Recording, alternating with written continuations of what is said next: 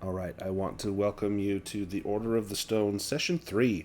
We've had a couple weeks off, so let's definitely do a recap so that we know kind of where we are and what we're doing. So, this all started with the late arrival of the SS Champagne, an ocean liner on its way to Boston from Ireland. And it was overdue.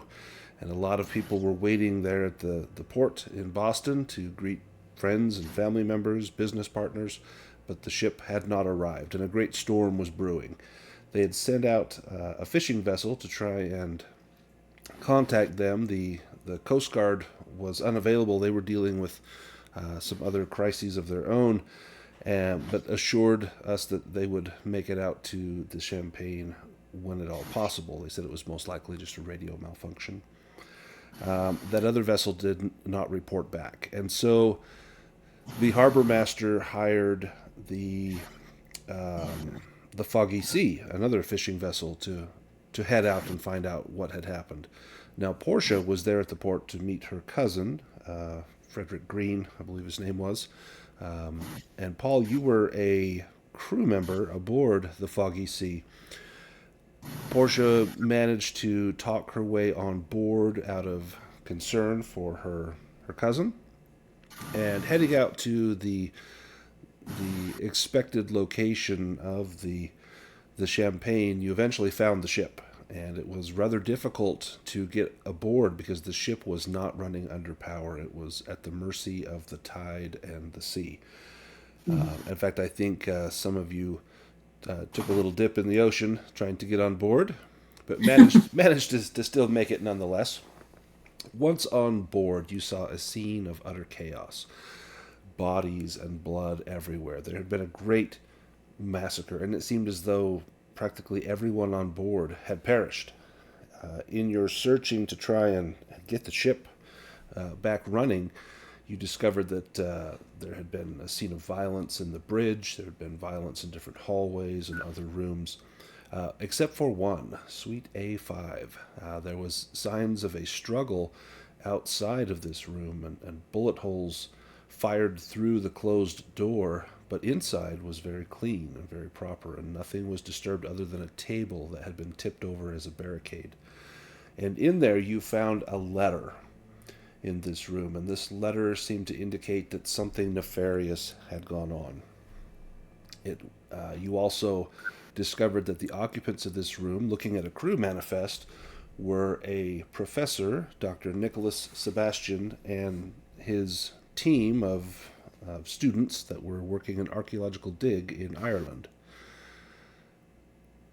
You also begin to notice something strange stalking you on the ship, some strange black slime, some ooze that at one point appeared as a small cat and lured Portia into a room.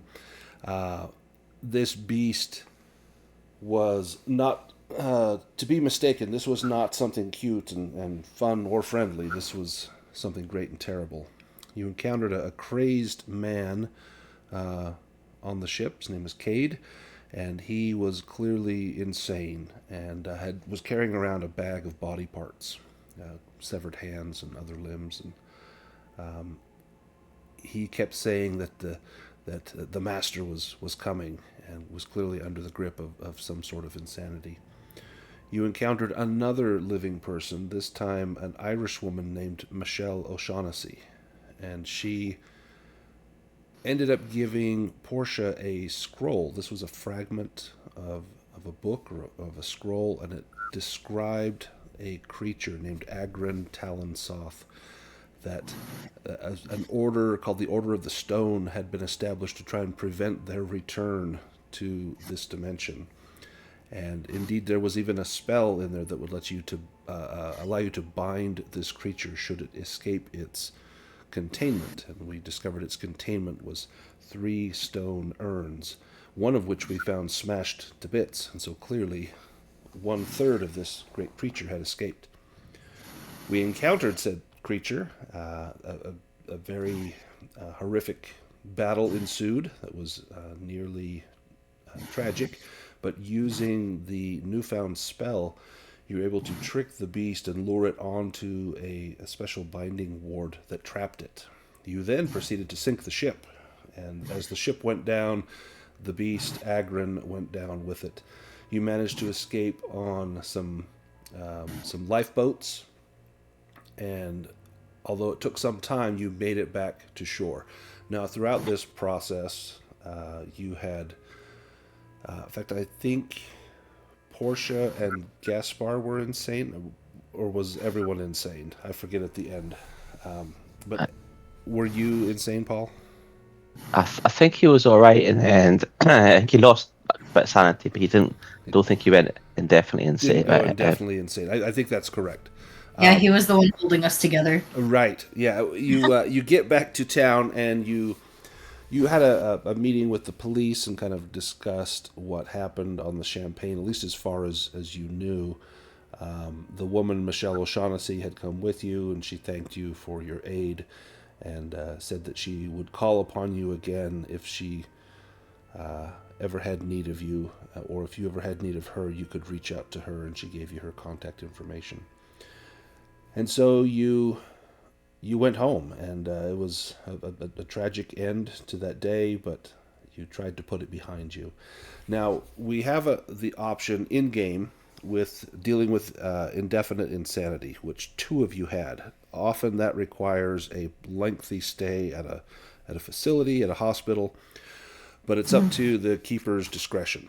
And so, what I want to do for the purpose of the campaign is when you arrive home, as far as you know, everything's over and done with, and you can put this behind you. It takes several days to get over the night terrors and whatnot, but eventually you regain your full faculty, and so we will eliminate that indefinite insanity. In fact, I believe that has already been done on all the characters. Yes, it has. So, several weeks pass before one day, Portia, you are reading the newspaper, and you're just looking through the Arkham Gazette, and a headline catches your eyes. It says, Arkham Gazette, murder in Greyport. Authorities in the coastal town of Greyport, Massachusetts, are investigating the murder of a man previously thought to have perished during the SS Champagne tragedy off Boston Harbor a few weeks ago. It mentions a Mr. Marco Torres, late of Arkham, was allegedly stabbed in the chest in a secluded field behind the town's general store, this being in Greyport, Massachusetts. The weapon that inflicted the fatal wound is reported to have been a wide-bladed, double-edged knife. The local sheriff, Ethan Barrett, was quoted as saying, "It's a real shame Mr. Torres survived that terrible ordeal at sea only to be murdered." When asked if a suspect had been apprehended or if the people of Greyport should fear for their safety, Sheriff Barrett replied, "We have no reason to believe that whoever killed Mr. Torres remained in the area. There is no danger to the citizens of Greyport." Locals seem less convinced, and tensions are running high. Mr. Jacob Linden, a local deckhand, said, "We will find whoever did this and make sure they hurt no one else in our town." And so just hearing that there was a survivor on board the Champagne, you thought you were the only survivors. You saw the ship go down, so clearly some people must have gotten off. As you sit reading this, there in print is an article about the murder of someone named Marco Torres, and that name, Marco Torres, rings a bell. Your ship's manifest had that name on it. He was a laborer working for Dr. Sebastian in Ireland and was part of the team that went missing.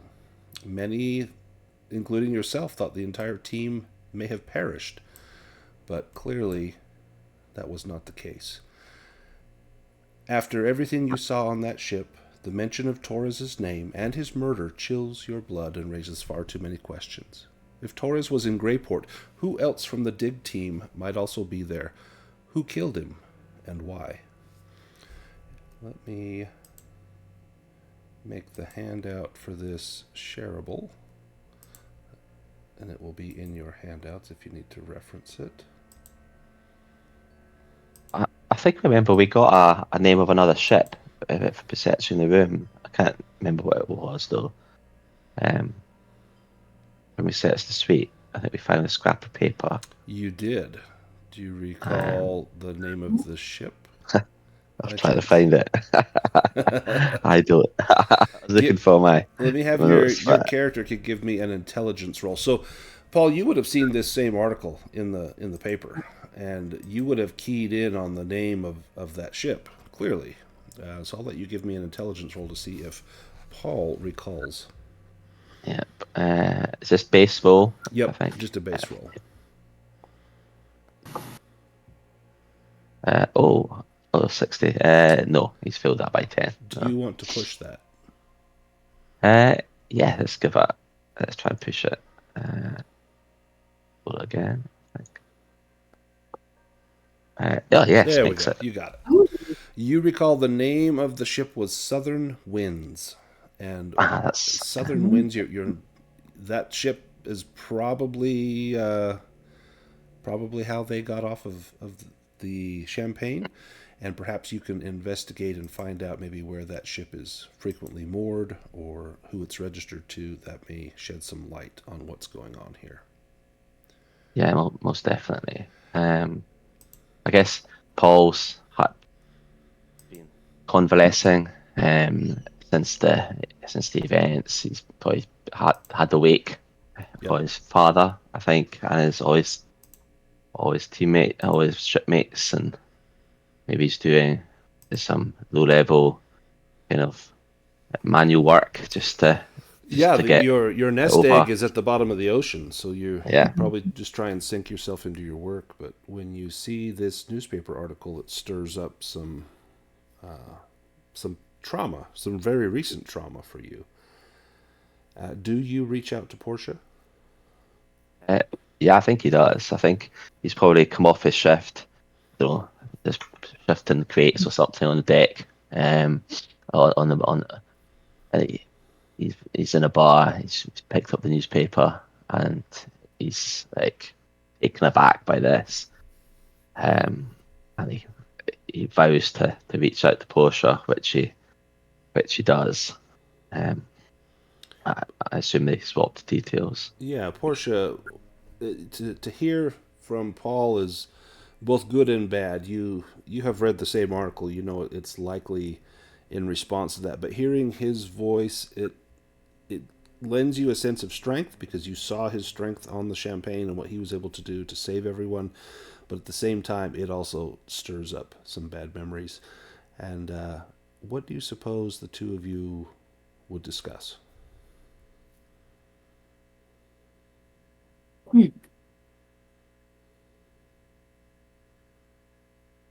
Maybe he agrees to come to. I guess Portia still be in the same town. I would think. Portia maybe, or was probably in Arkham, and you could meet her in Arkham or Boston, where you're at, or you could both decide to meet in Greyport if you want to find out what's going on. Yeah, I feel like Portia would suggest Greyport just to be like, let's get this over with. Like, I don't think she's trying to, like, I think she respects Paul and admires him, but also is not in the place to, like, just grab a coffee with a friend, like, yeah. she's like, let's just get this all done. Yeah, how far is Greyport from Arkham? So it's not too far. It's a couple of hours. You could take a bus ride there relatively inexpensively. Okay. Is it I guess he's probably still working the docks as a labourer. Has he come across the name of this ship on the docks? Is it that he's probably not looking for it, but it's probably just come back to his mind now. Like on the docks in Boston where you're working? In Boston, yeah. Yeah, you have no recollection of seeing that ship here, and do you ask around? Do you inquire about that ship? I think he would. I think it just kind of comes back to him. You ask a few of the other fishermen and captains, and most of them say, no, we've never heard of her. But you speak to Thomas Morehouse, the harbor master, and he looks up in a book, and it takes him some time, but it looks as though the Southern Wind has not been recorded as docking in Boston in over 8 years. Oh wow, okay. but it had done in the past. It had Okay. done, yes. Okay, so the ship exists, I guess. Well, it existed, I guess. So maybe with that knowledge, he says we should meet, discuss what this all means. If there's any chance, Paul wants vengeance. Paul wants that. He's put it at the back of his mind. He's kind of getting over his grief, but this brings it back. This brings back feelings of anger, and he wants payback from the people who killed his father on his ship. Yeah, and if it's these not gonna drive people him. escaped and made their way to Greyport, this is your chance to have that vengeance and to put those bad things behind you, and like you say, to avenge the death of those near and dear to you. Did he see the? I can't remember who did he see the manifest and the people who were in that room. Would that be one of the people whose names? Yeah. Would you remember that? Let's look at that manifest. You would have access to it. It is. Let me show it right here. And I'll put that in the chat as well. There he is. Yep. You see that name on there circled as though he was registered in the same room as the others. What university? Oh, sorry. You can go ahead. No, yeah. He's like, I guess he now knows the guy who survived was a part of the party who was in that room. So he thinks like if he's escaped, maybe the others have, and he's just determined to find out more. So I think he reaches out to Portia, and I think let's meet in like maybe Greyport is short burst journey away. So I think that'd be a place to start. And Portia? Yeah. I mean, I think Portia definitely wants to meet. I think she might do her own recon as well. And that was my question. What university was the professor affiliated with? Miskatonic University. Okay. Is that based in Ireland or based over here? That would be in Arkham. So Arkham is a fictitious town from the H.P. Lovecraft universe. It would be kind of the creepy analog of Boston, but that's where the Miskatonic University would be, and that's who had originally funded this dig in Ireland. Got it. Okay. I think Portia, before she leaves to meet Paul, she is gonna try to go to the university and see if she can find like I don't know, either like the guy's office or like research or something. She might try to ask around about the professor, but she'll probably do some snooping at the university. Absolutely. And let me grab something for me real quick here, and we will do this little bit of investigating. When you arrive at Miskatonic, it takes you a little bit of time to kind of find the right department as far as who can help you. But eventually, the chair of the university's anthropology department, Dr. Abram Bethnell, arranges for you to meet him in his office. Within, seated behind an untidy desk amid stacks of papers and books, surrounded by such things as a suit of ancient armor and a full human skeleton, you spot a portly older white man with a worried expression on his face. He stands as you enter the doorway, and he hurriedly rushes you inside. "Thank you for coming. I'm sorry to have been a bother. I'm afraid I've heard of your inquiries, and one of our teams did recently finish up a project in Auchnacriega, Ireland. Its members were returning home aboard the Champagne, and, well, we all know what happened. From what I had understood, is that there were several unfortunate incidents while the archaeological team was in Ireland. In fact, the original team leader was seriously injured in an automobile accident while working there, and one of my colleagues, Dr. Nicholas Sebastian, finished the dig. I'm concerned that whatever happened to the ship was no coincidence. I worry about perhaps what they may have uncovered. I only had but a little bit of information from the original lead. He had sent over some photographs, and he holds up a photograph showing you 3 urns. Ah, I do not recognize the pictographs upon these urns, but they're very old, judging by the style. It sounds as though these have unfortunately been lost, as they were part of the return voyage. But I take it you read the article about the student, young Torres, that was killed in Greyport. I came to the same conclusion that I believe you did as well, that perhaps you were not the only survivor on the Champagne. I will be, of course, of any assistance. Portia's like, well, thank you for that information. That's super helpful. What were they trying to find in Ireland? It was an old, early medieval church they were excavating, and you see these are they pop up everywhere in that part of the world. People would build over old ruins, or they would take stones to build other things, and we had discovered a tell, they called it, a mound. And where most of these mounds are, if you dig deep enough, you'll find things under there. And sure enough, we had found a tell for an old medieval church, probably from the the 1200s, we suspect. But these urns were something unique, and we were most excited to have our team study them. But sadly, they did not make it back. And I'm afraid that the original lead professor, Professor Walston, he ended up succumbing to his wounds in Ireland. It wasn't that bad of an automobile accident, but I suppose he was aged, and such is the case. Mm.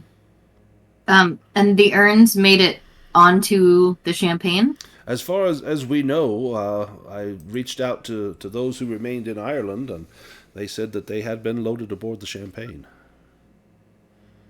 And do you know of anyone called... It was the sorry, up above the table. It was the Master, right? Was what the... Yes. Okay. Have you ever heard of anyone called the Master? The Master? No, I can't say as that I have.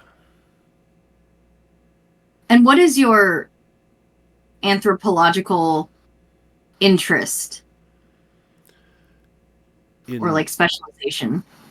It is early medieval religion. We study the changing patterns of Christianity from the Roman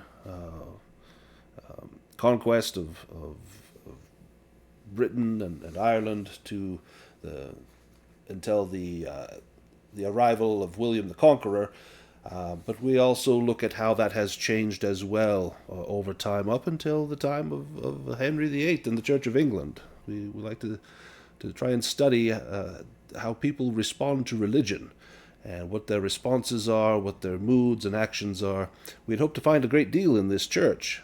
Documents are always what we're after, but anything we can find will only serve to enlighten us. But these urns, I was most curious. I do not recognize them. They seem to be not of Christian origin, so we had hoped that perhaps there was a relic of some sort in there, a piece of the true cross, or perhaps a bone of a saint, something as such.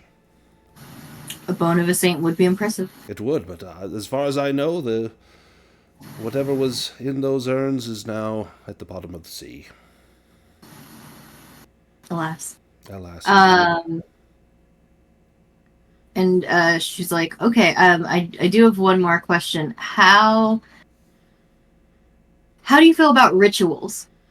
Rituals? Well, rituals are a part of any human endeavor. Why, we have a ritual every morning. We tend to brush our teeth the same way, and we shower and bathe ourselves in the same fashion. First you do this step and then that step, and it becomes habitual.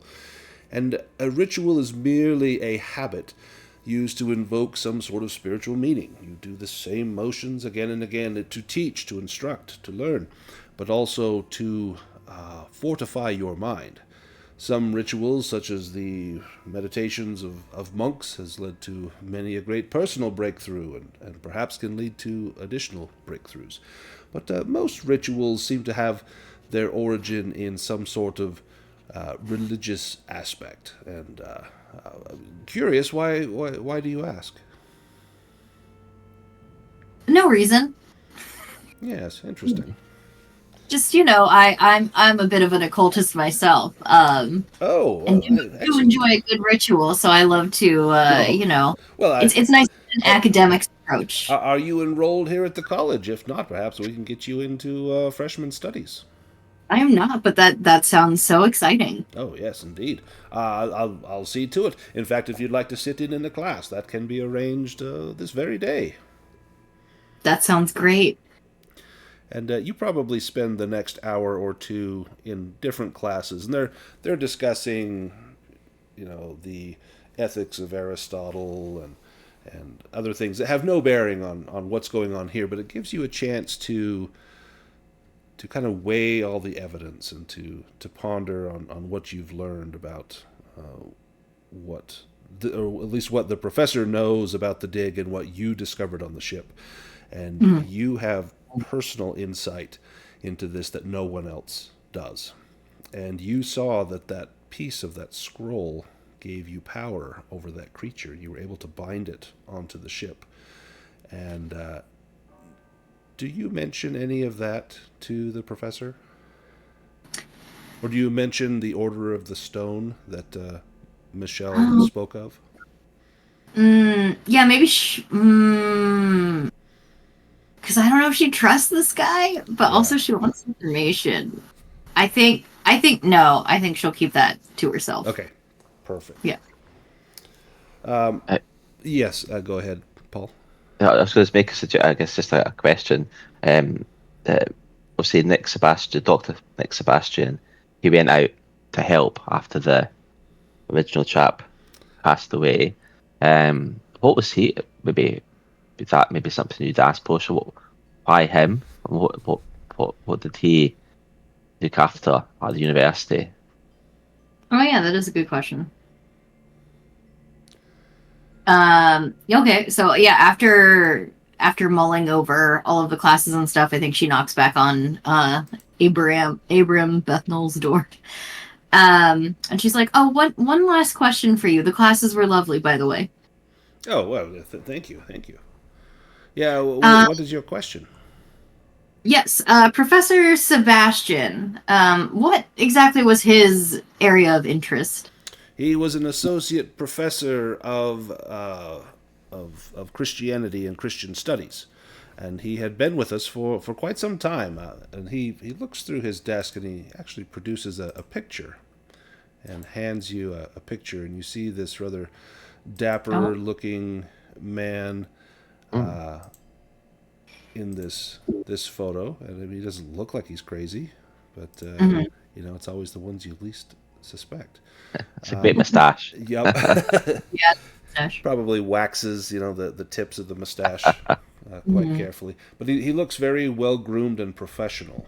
And Dr. Bethnal mentions that Sebastian has produced several articles and obtained several grants from the endowment at Miskatonic in order to fund various research projects. He was not the primary researcher in Ireland, but he took over after the other professor The tragic car was accident. tragically injured in a car accident, yes, and later succumbed to his wounds, no less. And Portia says, and Professor Sebastian's reputation, what was that around here? He was a bit aloof, strange sort of fellow. When he first came here, he was quite amiable. But as the years progressed, I think the weight of responsibility must have pressed upon him. He became more quiet and reclusive, and it seemed for a time we had to practically beg him to go out on digs and expeditions. But then this one came up, and he leapt at the chance. A new lease on life, he said. So clearly he has discovered his love for study and research once more. Such a tragedy that he was lost at sea. Are you certain he was lost? Well, they said all hands went down except for you and your fellows aboard the... And then that strange Irish woman. Other than that, they said all hands went down. However, that article, I cannot deny that Mr. Torres was a student here at the school, and are you sure that no other life rafts were jettisoned from the ship, that no one else could have escaped? Now, if Paul was there, he would know that that two were lowered and two were they hadn't gone all the way down. They had been smashed along the side, so no other life vessels or life rafts had departed from the Champagne. You're probably not sure. Right. Portia says, sadly I do not know enough about ship affairs to tell you. Nor do I. That's for certain. Oh man, another question popped up, but then it just like flew out of my... Oh, Yeah. It just says, and you mentioned the Irish woman. What do you think of her? Have you met her? I have not had the pleasure. In fact, she has been rather difficult to track down. I got her information from the police, and I've been trying to reach her to no avail. I fear that she has gone on the lam, as they say, or perhaps just does not want to have these bad memories dredged back up. But who among us? Oh, indeed. I most certainly would not either. I cannot blame the girl for that, but it would be a great help, and I fear that she could tell us much about what happened. That's... Oh, go ahead, Paul. Maybe I get another question. Maybe Posh could ask. The guy mentioned that he has a number of research projects that I guess the late Sebastian. Maybe did he have any other active digs at the time? Or the people his students, did they have a wake for him or something? Maybe, or like a remembrance service, and I don't know. They did have a service there at the school. They had one of in his office before they had cleared it out. They had left the door open, and people were able to bring in flowers and leave little notes of remembrance for Professor Sebastian. And Dr. Bethnell says it was quite a turnout. Quite a few people showed up to pay their respects to this man. And I myself was one of them. I was sad to see him go.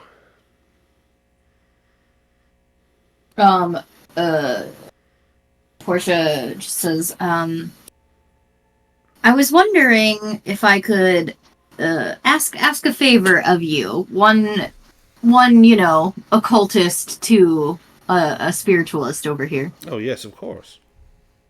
I was wondering, I need to consult with a friend, but if we would maybe be able to go into the late professor's office, and just see if we can, find anything that might help us either find him or learn more about the Champagne. Well, that can definitely be arranged. I regret to inform you that his office has been cleared out, and all of his belongings have been given to his graduate assistants. He had no family to speak of, no wife. Parents were deceased, and no siblings listed in the directory. So all of his books and studies were passed down to his graduate students. But would we be able to get their names? Yes, of course. I'm sure I can can find them here. And he rummages through his desk and writes down a few names on a pad of paper for you. There's a William Burnson and a Bethany Davidson and another name that looks a little bit foreign sounding, and you're not sure what it is, but it's some sort of perhaps Chinese or Taiwanese name. Okay. Thank you so much. And how long after he was missing at sea did it take to clear this office out?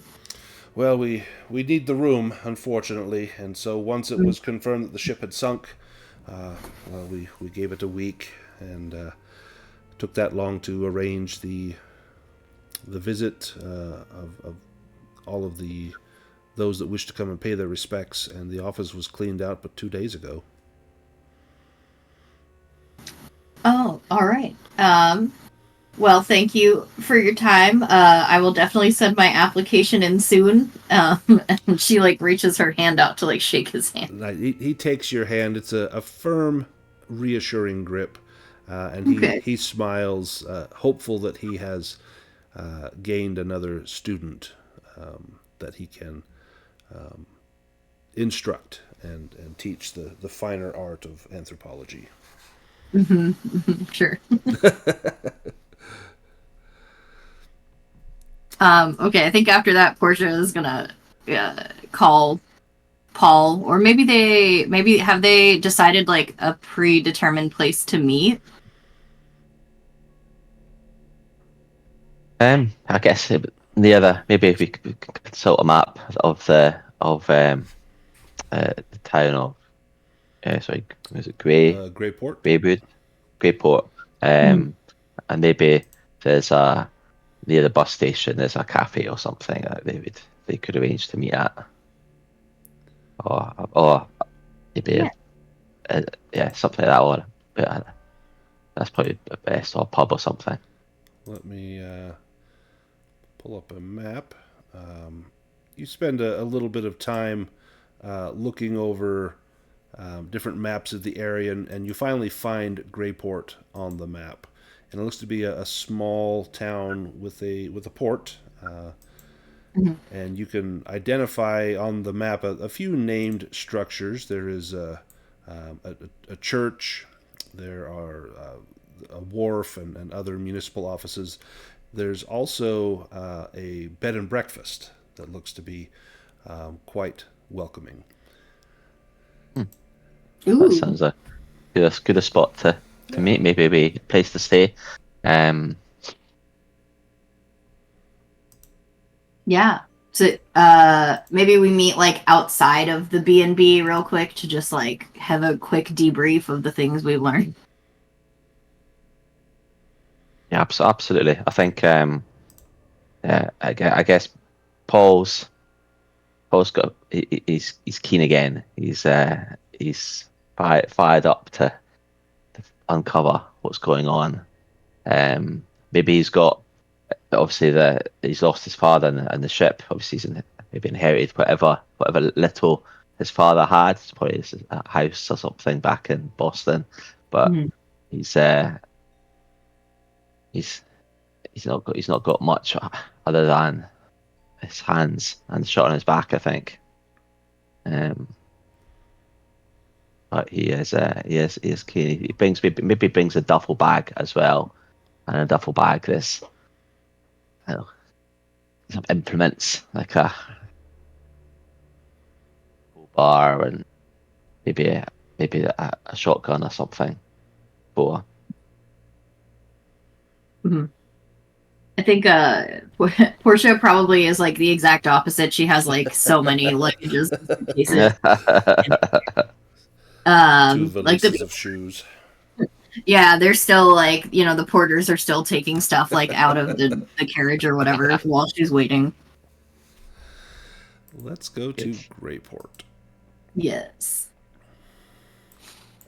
So we'll pull up a map here, and Ooh, a library. let me drop your characters kind of in the square here. Oh, killed right by the library. Right. Tragic. There you go. Right. So, the way leading into Greyport passes through an old-growth forest of large pines. A sign just outside of town reads "Welcome to Greyport" in large letters. Smaller letters beneath read "Population 2,895." The forest soon gives way to small homes, arrayed in a neat row, then side streets, larger homes, and a church. Finally, a town square, with a central courthouse building and businesses lining three sides. On the fourth side is a harbor, with rows and rows of wharves jutting out into a bay.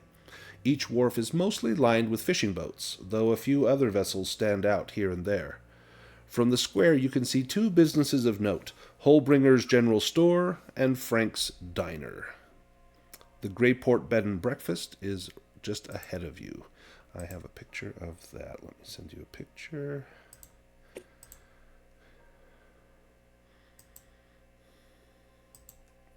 Oh, Super Oh, cute that. place. Yeah. And the three-story building in front of you is one of the largest homes you've seen in town. Blue wood siding clads the entire building, accented with stark white trim and shutters. The third floor has gable windows, a steep roof, and dormers with carved decorations in each peak. A tall weather vane in the shape of a rooster sits atop a turret at one end of the house. A veranda, scattered with sets of tables and chairs, wraps around the entire structure. You can even see several rocking chairs. The house is surrounded by a well-kept lawn and large, mature trees. A brick-lined gravel path leads from the street to the steps for the porch and the front door. A white picket fence marks the property's borders. There is a signpost mounted to one side of the gate. Hanging from it is a sign proclaiming Greyport Bed and Breakfast. A lovely picture. Very nice. Yeah, I think maybe we go in and inquire. What's our cover story? Maybe we have a little bit of a conflab. What's our cover story going into the B&B? There might be I'll wait. Well, I guess we'll, are we friends or other? Or what's our what? Will you are need we- two we- rooms or one? ooh. I feel like for safety, one makes sense. Especially because Portia can't really fight. She's just. And this is still back in the time where a single room would have still had two beds, like two very small Okay. beds. This was, okay. well before. This is like I Love Lucy. Ricky and Lucy still sleep in separate beds. Yeah, I think maybe one room. I mean, these characters have gone through significant trauma together. If they saved each other's lives, I think so. I think the deep element of trust there. Paul's a stand-up fellow, I think. I don't think that Portia would have any reason to distrust Paul or to even consider that he might do anything inappropriate. Yeah, he gives that reassurance easily. So, I think we say we are a couple. Maybe we make up a name or something. Or do we? What's our approach? Do you think, Portia? Is it? Other people may have stayed at this B&B when they came to town as well, so there's maybe information to be had here. I'm And wondering maybe if. Oh, go ahead. I was going to say maybe information down in the docks and stuff as well. So, but I think there's something to be uncovered at the B&B. I would guess if other out of towners came here, maybe like us, maybe they also stayed here, perhaps. But do we think we go in as our names or other? What do you think? I don't think we should use our names. I'm wondering maybe if we should use like the professor's name or one of the names from like the manifest, like their last name or something, just to see. That's a good idea. Yeah, maybe not the professor. If he may have stayed there himself, potentially, it would be good to see the guest book, perhaps. But I think to be honest, to say that we are. I guess maybe I'll name, obviously, the guy who died was from the Champagne ship. Do Right. we acknowledge the fact that we also were from the ship and that we maybe get questions or unwanted attention? But we're probably out of town as anyway, so people are just going to look at what we kind of be suspicious of us anyway. I don't know. What do you reckon? Are we like immediately, I guess this is a keeper question, like are our characters immediately like recognizable? Like would everyone know who we are? Or Probably not. But if you mention that you had been on the Champagne, people here would have heard that news, particularly since there had just been the murder in town. Right. And that information would have come out that he had been on the Champagne. But they would not recognize your faces from anyone if they saw you. If you gave your real names, they may have seen that because surely there was some reporting in the paper about who had survived the wreck of the Champagne, and so your names might ring a bell to them. So I think if you use an alias, it's not a bad idea if you want to stay incognito. If you don't mind if people know, then you could use your real names. Yeah. Yeah, maybe we use, I think, an alias potentially, and well, especially because we don't know if the murderer is like still there. yeah, So I feel like we Yeah. can get the information we need without, directly putting ourselves in harm's way. agreed. I think. What could we call ourselves? Maybe we could be, we could be a brother and sister or something. Or something. I don't know. I don't know how I like two characters look. I think What are your ages? I think it's 35. I think. 30 something. 34. Yeah, 35. So yeah. you could be brother and sister. You could be husband and wife. And yeah, either one is fine. Cool. Okay. Yeah. To avoid suspicion, maybe we say we are husband and wife. Then, Okay. because then we just come to Greyport just to, if people ask, just to have a little holiday away from the big city or something. Good enough cover story. I'll get some time away. Some fresh sea air in a quiet town. As you are standing outside the bed and breakfast having this conversation, you see a face kind of looking through the curtains at you, and it's a sweet little old woman. Oh. And she waves at you and says, "Come inside. You don't have to stay out there. Welcome to Greyport Bed and Breakfast, dearies. I'm Mrs. Armand. Will you be needing rooms?" Just one, please. Oh, she takes you to a small table in the foyer. On it are a pen and a book marked registration. She takes down your details. And so how long have you been married? I said just this 1 year. We can say. Give me finding a way in the world. Give me a spot hidden roll as you answer that question. Yeah, it's Just Paul. Yes, just Paul. Okay. It's spot hidden 50. Okay, let's give it a go. Oh, make it. Excellent. Hey. Nice. As you look at her as you answered the question, you get the impression that it was kind of a heavy-handed means of ascertaining if you are married, as though perhaps she wouldn't condone an unmarried couple staying in the same room. She pauses for a moment, then nods her head. She looks at Portia, and Portia, you don't even need to make a roll. You can see that look on her face, like, everything okay? And she pauses for a moment and then gives you a brief smile and says, "Well, let me show you to your room. Down here on the ground floor, you see carved wooden tables and dressers covered in crocheted doilies. They're crammed in every corner of the lower floor, along with plain yet comfortable-looking couches and armchairs. A fire burns in each of the 3 fireplaces in the communal areas.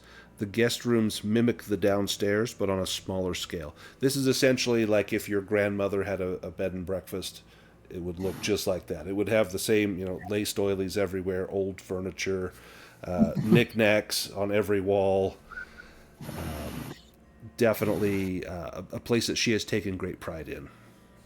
And she shows you to the room. The beds are very comfortable.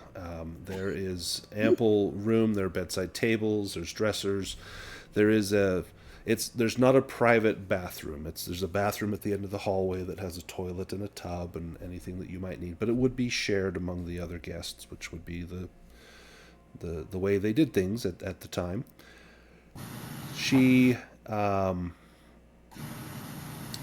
She asks if you will be, or excuse me, for how long you will be staying in town. Maybe we say what sort of story do you reckon, Portia? A couple of days, and then maybe we were recommended. Some of our friends came here, and then and that's why we followed in their footsteps or something. Maybe say something like that. I don't know. What do you reckon? Yeah. I think kind of bouncing off of that, Portia's just like, oh, we actually met at university, and our professor, what was it, Professor Sebastian? Yes. As you say that name, you notice a look of recognition on her face. Oh. And she says, "Oh, what a terrible shame he died in that awful tragedy a few weeks ago. He was a charming man. Good family. They came here every summer when he was a boy.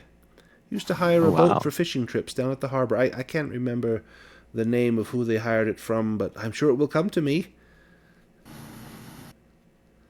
So Would you happen to remember the name of the boat? This sounds so familiar. He talked about this often. Oh, well, my mind is not what it once was. Let me go look through some old photo albums. I'll see if I can't find something of him. It may take me some time. I've been here my whole life, and everything I know is in those albums.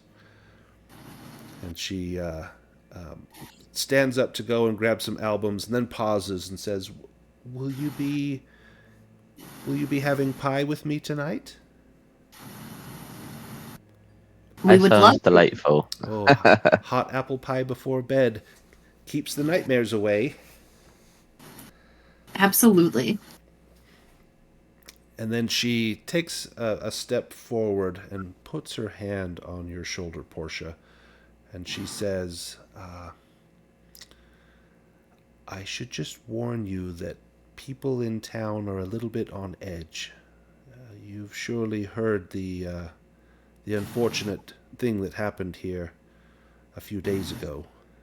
The locals are being very difficult with outsiders, so just be careful, please." We will. We're just here on vacation, just trying to keep everything calm. Oh, yes, everything will be just fine here. There's certainly nothing at all to worry about. Stop in for pie just before bed. I should warn you, I go to bed at 9, and so if you want pie, come in before then. But otherwise, enjoy the town. If you need a hearty meal, you can always go to Frank's. Frank's Diner has the best steak in town. That's fantastic. And then she excuses herself to go and look through her photo albums to see if she can find any pictures of Dr. Sebastian when he was younger visiting town. So that's really interesting information. So he's been coming here for a long time, and maybe that when maybe the old lady goes away, we say that's our cover story. Maybe you are about to be a student at the university, because you say you were, and you heard him talk fondly about Greyport, and you thought that sounds a delightful place. to come for a few days off the back of his recommendation.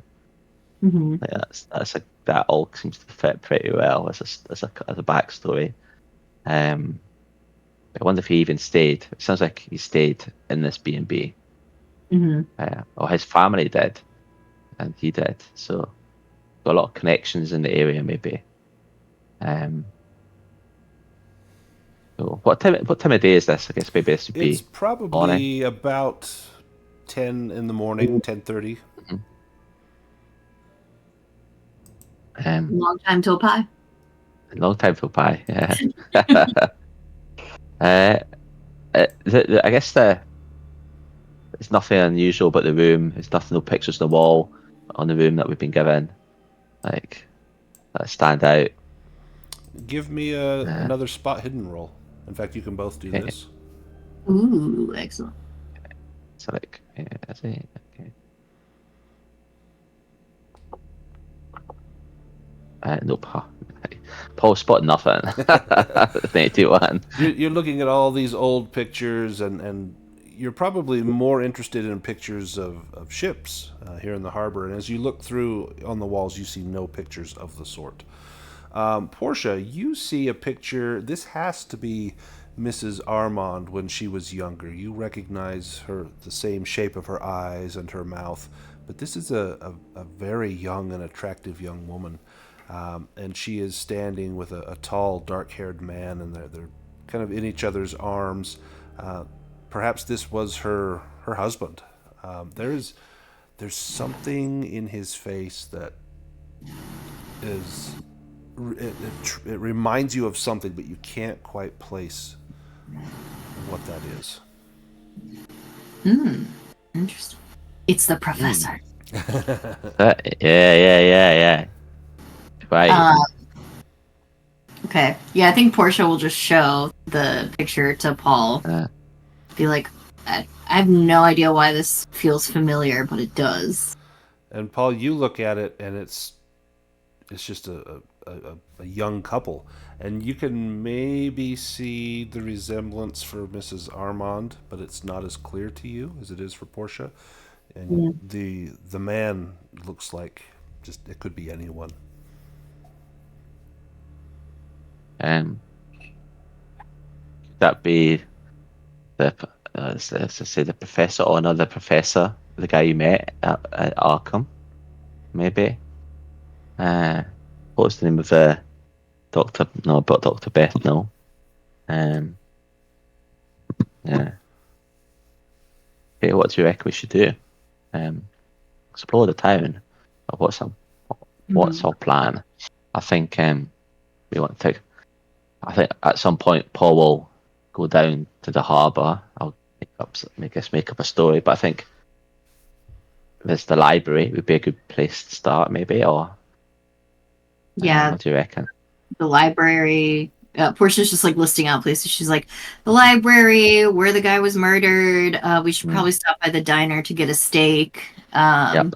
The harbor is also a good idea. Do you want to split up and cover more ground, or will you stick together? We stick together, I think, at least initially, just to outsiders. I've got images of being cornered in an alleyway, people with torches. Yeah, have you been looking at my notes? No. Well, it works better. Fish face people walking about. Yeah, not in for a couple who goes on vacation, and then we're like, all right, see ya. See you there. Yeah. I think we take a nice stroll. We unpack. We have a coffee maybe, and then we take a nice stroll in down the library. A library is a good spot, I think, because it's not likely to be full of angry mob. Not yet, anyway. I think for Portia, absolutely, the library seems like the place you would definitely want to visit. This unassuming 2-story brick building sits not far from the main square. Steps lead up from the street to the front entrance. Mature trees surround the building, and a small carved stone sign out front reads Greyport Public Library. The interior is exactly what you would expect from a small-town public library. The central section is open to the ceiling and filled with row upon row of bookshelves. Yet more shelves cram the walls on the upper balcony level. Near the door is an information desk where a pair of middle-aged white women sit chatting. One stands up as you enter and nods a greeting. Her name tag reads Miss K. North, head librarian. She speaks softly. I don't believe I've seen you in here before. Is there something specific that you're looking for? And I've got a picture of her.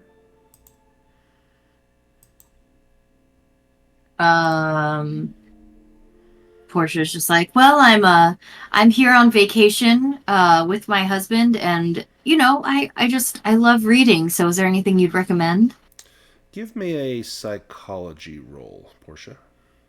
Ooh, we are not good at that. Okay. Oh no, Oh, not at all. definitely not good. Do you want to spend the 79 luck, or do you want to push that roll, or just take the failure on that? No, I'll just take I think I only have 25 luck on my sheet. Yeah, you can't even spend Yeah. the luck there. R.I.P. Yeah, I'll just take it. She looks kind of put out that you're coming here and asking her, for help. Yeah, it's like you're the librarian, you're supposed to do this, but you've seen people that they have a job and they don't particularly like it. You get the sense that this is her, that maybe she's here and she's dissatisfied with her job. You see the little eye roll as you begin to ask her questions, and she says, "Well, what specifically are you looking for? Because I can't just hand you something and say, here, read this." And like she's giving you attitude. Portia's Well, just I like, guess oh, go ahead. maybe probably Paul says like oh, my good wife is like to learn about the town, maybe like the history of the town. So that's a great little place. Something to that effect. Give me I see one's about. Give me a library use roll, Portia. Yeah. That's something she is good at. If I remember it. Libraries. Oh, crit 7. There we go. Oh, fantastic. Extreme To that. success. All right. As you start looking through on the town, you spend a couple of hours here. At least, it's noon by the time you're done. And it's your hunger that kind of pulls you away from these books. You notice several different things here that are of keen interest, particularly because of your high roll. You discover a few listings in an old town paper. This is probably 10 years old in their archives, and it's related about something about the Barnes fishing charter, and it names the boat as the Southern Winds. It gives the wharf number and mentions the harbor master's office as the point of contact.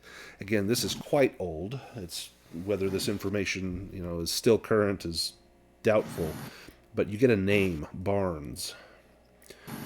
With your extreme success, you're able to find information on a Mr. Lucas Barnes, who is the owner, or was the owner of Barnes Fishing Charter, and the owner of the Southern Winds.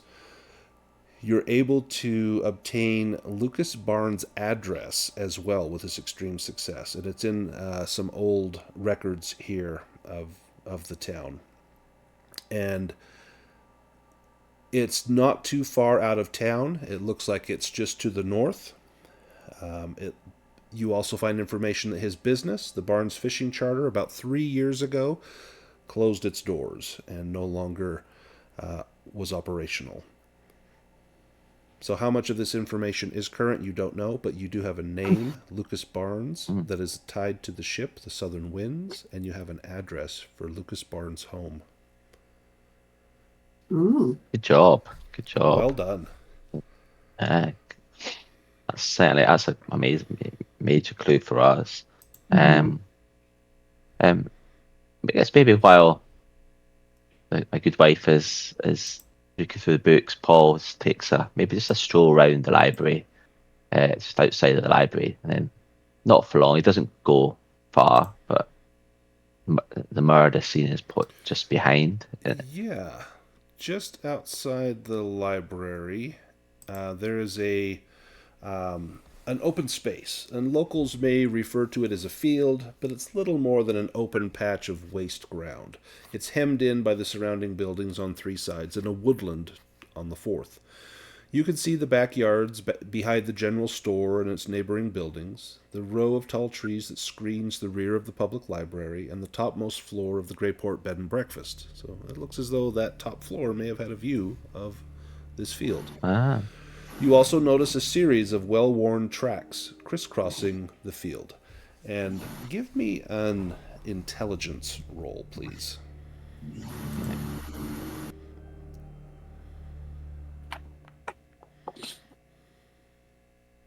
yep. Excellent. Hey.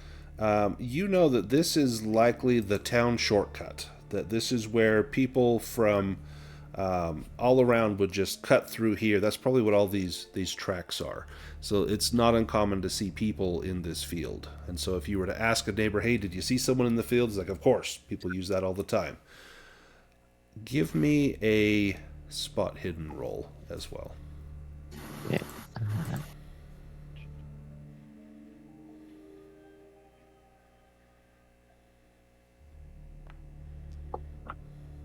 Yep. Excellent. He's walking about with a cigarette in his mouth, just like taking a nice stroll. But he's on the game today. Also, is Paul? Oh, sorry. Is So, Paul still? go ahead. Sorry. I'm sorry. Just a question for me. Is Paul still dressed kind of like a sailor? You would probably have had your nicest clothes on in order to travel. You wouldn't be wearing your fishiest smelling things. You would have a nice change of clothes. You probably have your work clothes in your bag just in case, something comes up and you don't want to dirty your nice clothes, but you would have a set of nice clothes.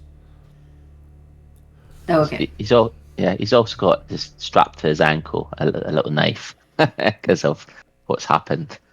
If he feels he likes to carry something with him, just for precaution purposes. After the horrible thing, he's sort of traumatized by what's happened in the ship, so Right. he likes to have some protection. Yeah.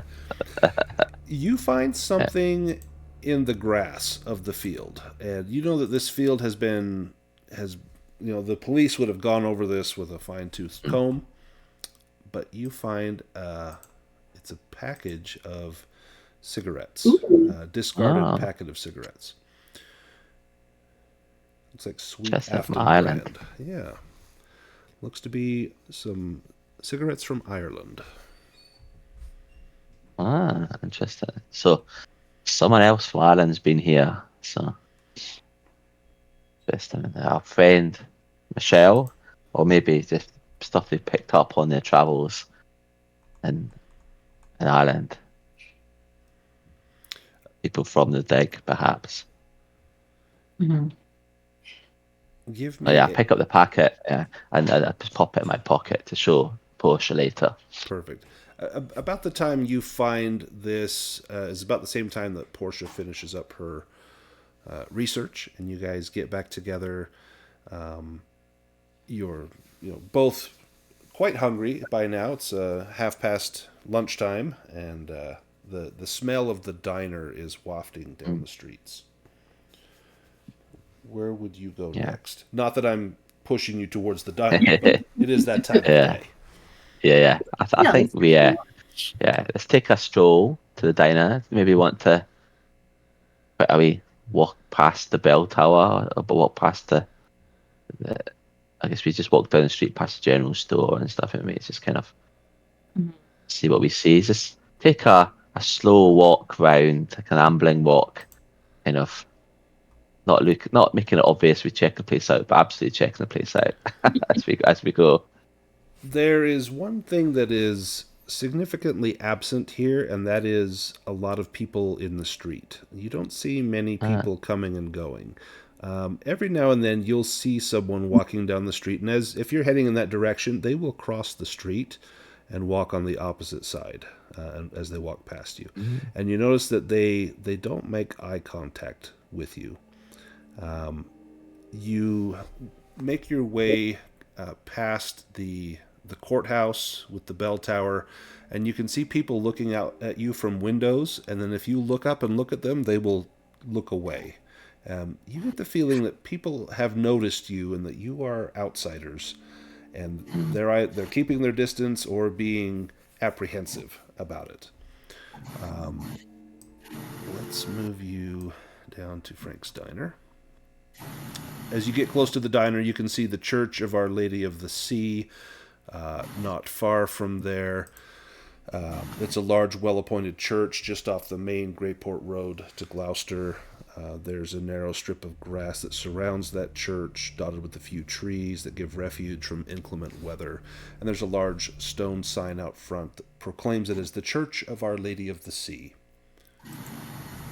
But you are headed to Frank's. And across from the courthouse on the other side of the main square is an unassuming building, part of a block of similar properties housing local businesses. Painted on its glass windows are the word Frank's Diner, with open 24 hours in smaller letters underneath. The smell of baked goods, grease, and coffee hits you as you step through the front door. Inside is a typical diner. Clean wooden tables and chairs fill its center while booths line the walls. A long counter separates the dining area from the service areas and kitchen, which is visible through a large opening in the wall behind the counter. A smattering of patrons are seated throughout the establishment, and most look up as you enter. Then they look down. A kindly-looking black waitress in her mid-30s calls to you from behind the bar. "Have a seat wherever you like, and I'll be right with you." And I've got a picture of her.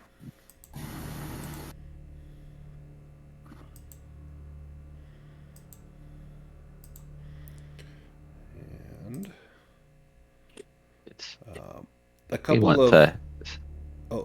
sorry, go ahead. Sorry, I was going to say, but we probably want to sit by the window, not far from the door, just so we get get an idea. Yeah, just so we can keep an eye, surreptitiously, just like in a good spot to survey the diner and outside. So you notice that Mary kind of whispers something through the little window that goes from the kitchen into the dining area, the little pass-through for food. And then you see a face, kind of a larger, heavy-set man, pokes his head out through the opening, nods his head, mentions something to Mary, and heads back in to go and cook. This is Big Tom Anders. He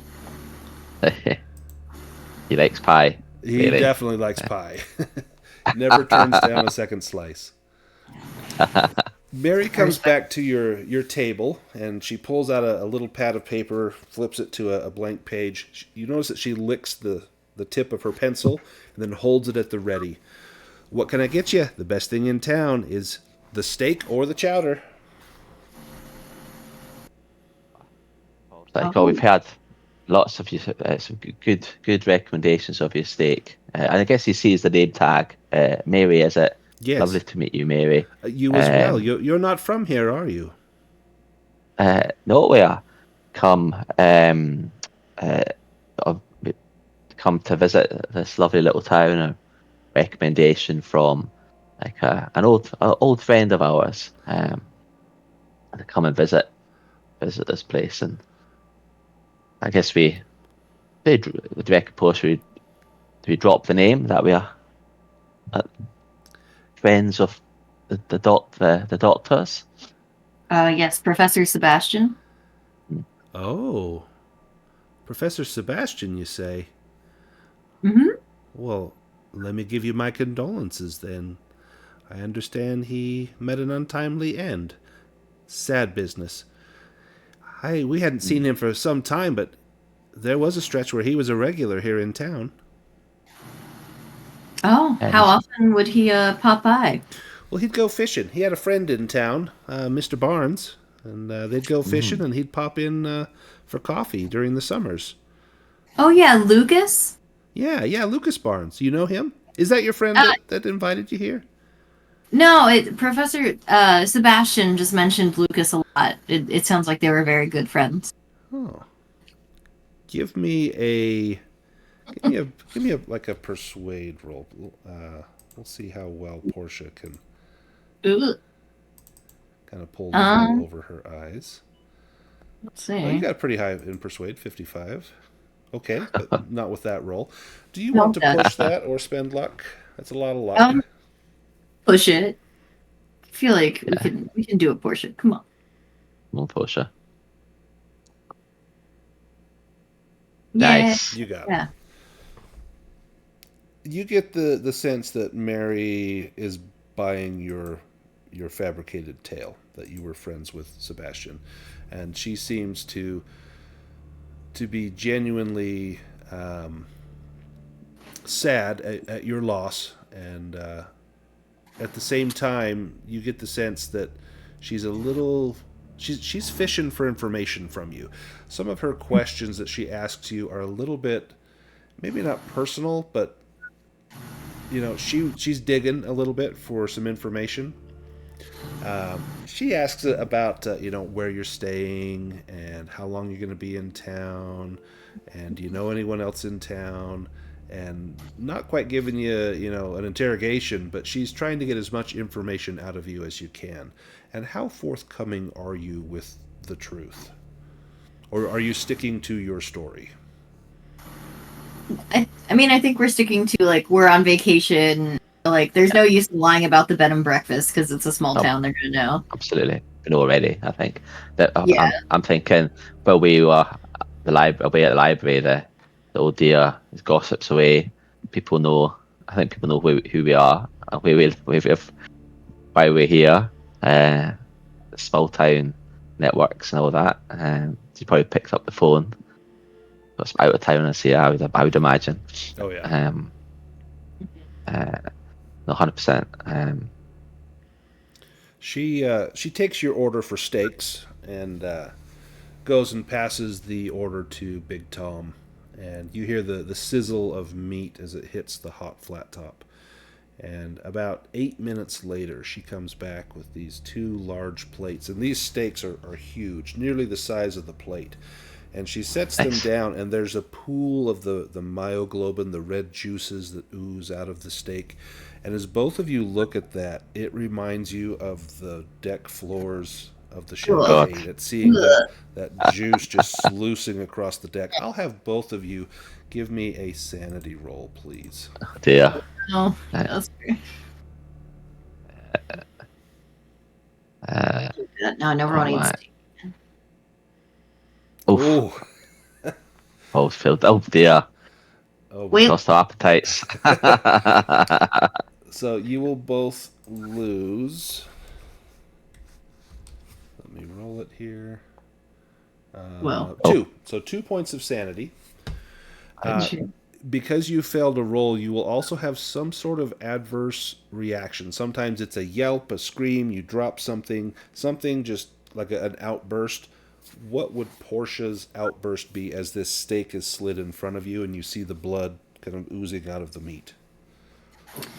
Um,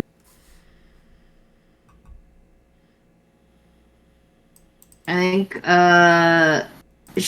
she'll probably just kind of like I feel like it's like a scream, but not like a full scream, just kind of like a ah, and then she like covers her hand with her mouth or something. Yeah, you see people looking at you at the tables, and like every eye turns and it goes quiet. Like if there was music on a jukebox, it scratches to a Yeah. halt, and everyone kind of looks at you. What does Paul do?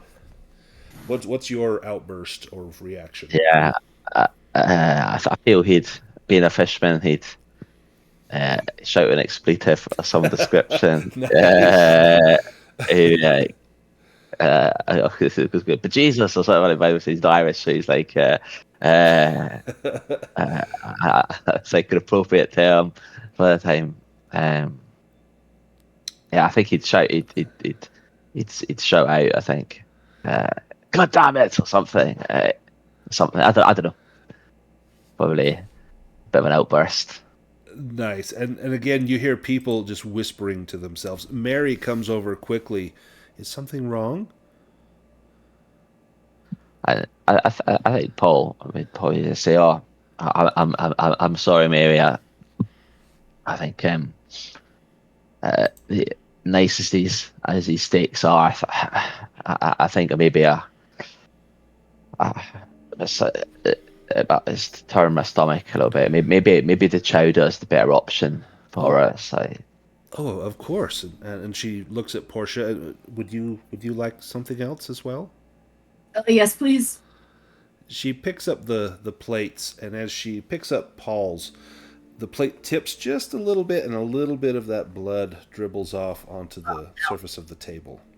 And Mary takes the other plate and leaves, and you just watch that little pool of myoglobin, that little bit of juice kind of beaded up on the surface of that table.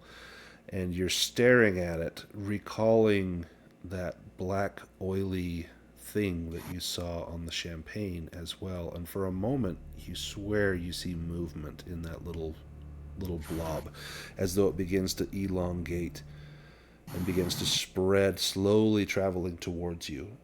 And then you hear the clatter of a bowl as it's placed in front of you, and you blink for a moment and you realize, no, that little globule has not moved. It was just in your mind as the chowder is pushed in front of you. And Mary looks at you. Are you all right? You're looking a little pale. Do you want some coffee? Coffee would be great, Mary. Thank you. Yeah. She comes back and puts the coffee in front of you and heads back to the counter and just turns and kind of watches you. And you see that several eyes in the diner are watching you as well. Big Tom. In fact, he's holding up like a metal spatula that's very, very highly polished, almost to a reflective surface. You can see the reflection of his face in this metal spatula that he's holding up and peering through that window at you as you are drinking the coffee and eating the chowder. So everyone is definitely taking a keen interest in these newcomers to town. Do you eat the food? I think I think we're hungry. I think we do eat the chowder. I think we have to. The chowder is actually quite good. It's quite delicious. Goes down much better than that steak would have. You don't think you're quite ready for that yet, but the chowder is different. It's a taste of home. You would both be so familiar with chowder. You would have grown up with it.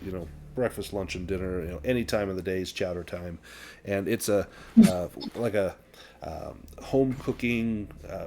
Reminds you of better times, and just getting this chowder inside your body, not only does it ease your hunger pangs, but it eases your discomfort at seeing that little bit of blood. Mary comes over and refills your coffee if needed, and asks if you would like anything else, or if there's anything else she can provide for you.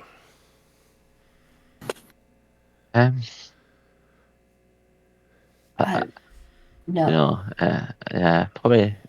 Yeah, we'll have a coffee, and do we want to ask any questions? We're pretty suspicious of us already, but I know we're out of town as anyway. Portia just says,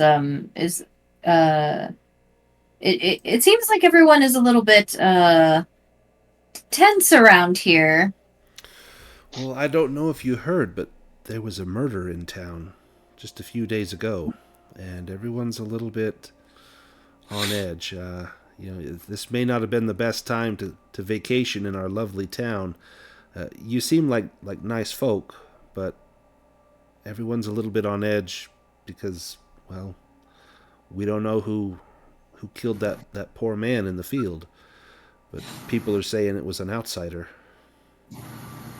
Was maybe we just what was I said? Did you know the poor man that was killed? I didn't. I'd never seen him before, but it said that he was a student at the university, and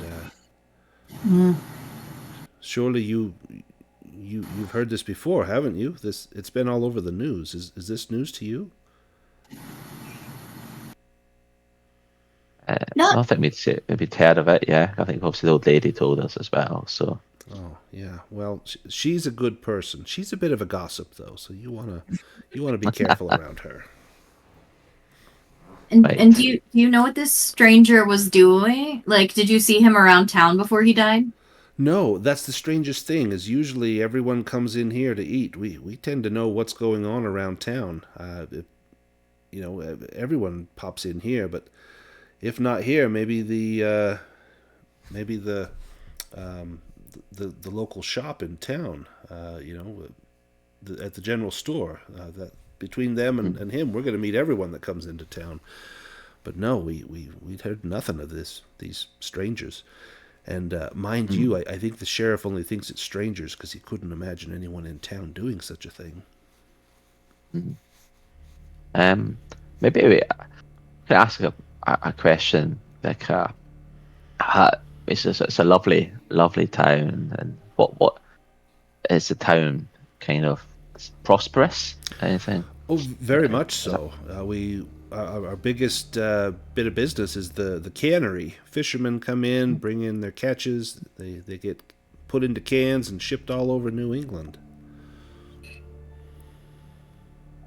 And a lot of folks are employed there. Oh yeah, yeah. Most of the town, if they don't work at one of the other local businesses, they work at the fishery. We got a lot of retired people out here too, but their families grew up here and they would have worked down at the wharves themselves. I'm just here because of Big Tom. He needed some help, and I knew his brother, and so I'm technically an outsider as well. But I've been here enough years that people know me and treat me as one of their own. How was it um, like when you first moved here? Oh, this place was great. Everyone was really friendly and really accepting of someone new in town. I'm sorry it's not like that now, but we're just a little bit on edge. I don't think the sheriff really knows what's going on. so I Do you guess it's remember? sorry, you push it. Oh, it just her last question is like, do you remember when the change happened in town when people shifted to not trusting outsiders? Well, it was the morning after that murder. The sheriff went Uh, around asking a lot of questions of people. We all kind of got the feeling like he didn't have any answers, and so we're all a little suspicious of one another. But I don't think anyone in town could have done this. It had to have been an outsider. hmm, yeah. So there was no. That was my question as well, Portia. Like Oh, to nice. do it. At what point did change whether it was the murder? It wasn't before. Okay. Any other questions we could get out of Mary? Do you reckon? Do you think? Portia's What like, else do you want to know? do you attend the church across the street? Oh, I do every Sunday. How do you like it? It's really, really nice. It's especially nice to have a pastor who, well, he and I have something in common, if you know what I mean. And she touches the skin on the back of her hand and kind of her dark Hmm, complexion. You get the sense that maybe the pastor is also of African descent. okay. Yeah, I think that Paul, I guess being a sailor, would like to go and pay his respects at the Church of the Sea. Maybe it's that looks after those who go out in boats, maybe something. Absolutely. Hmm. Like a patron, or whatever. I think he paid his respects. He says, "Oh, it's certainly somewhere I'd like to go and pay my respects to." Paul says, uh, "Is it? Can we, I guess, come and go there at any time, or is there specific services?" Well, he should be there during the day. I'm sure you can catch him in there. It's open to all. Hmm. No, that was good. Portia, are you going with Paul? Yeah, she'll go with him. Yeah. As you walk over to the church, it's a white stone structure constructed in the Gothic style with a steeple, stained glass windows, peaked arches, flying buttresses, and carved angels and cherubs along the steep roof line.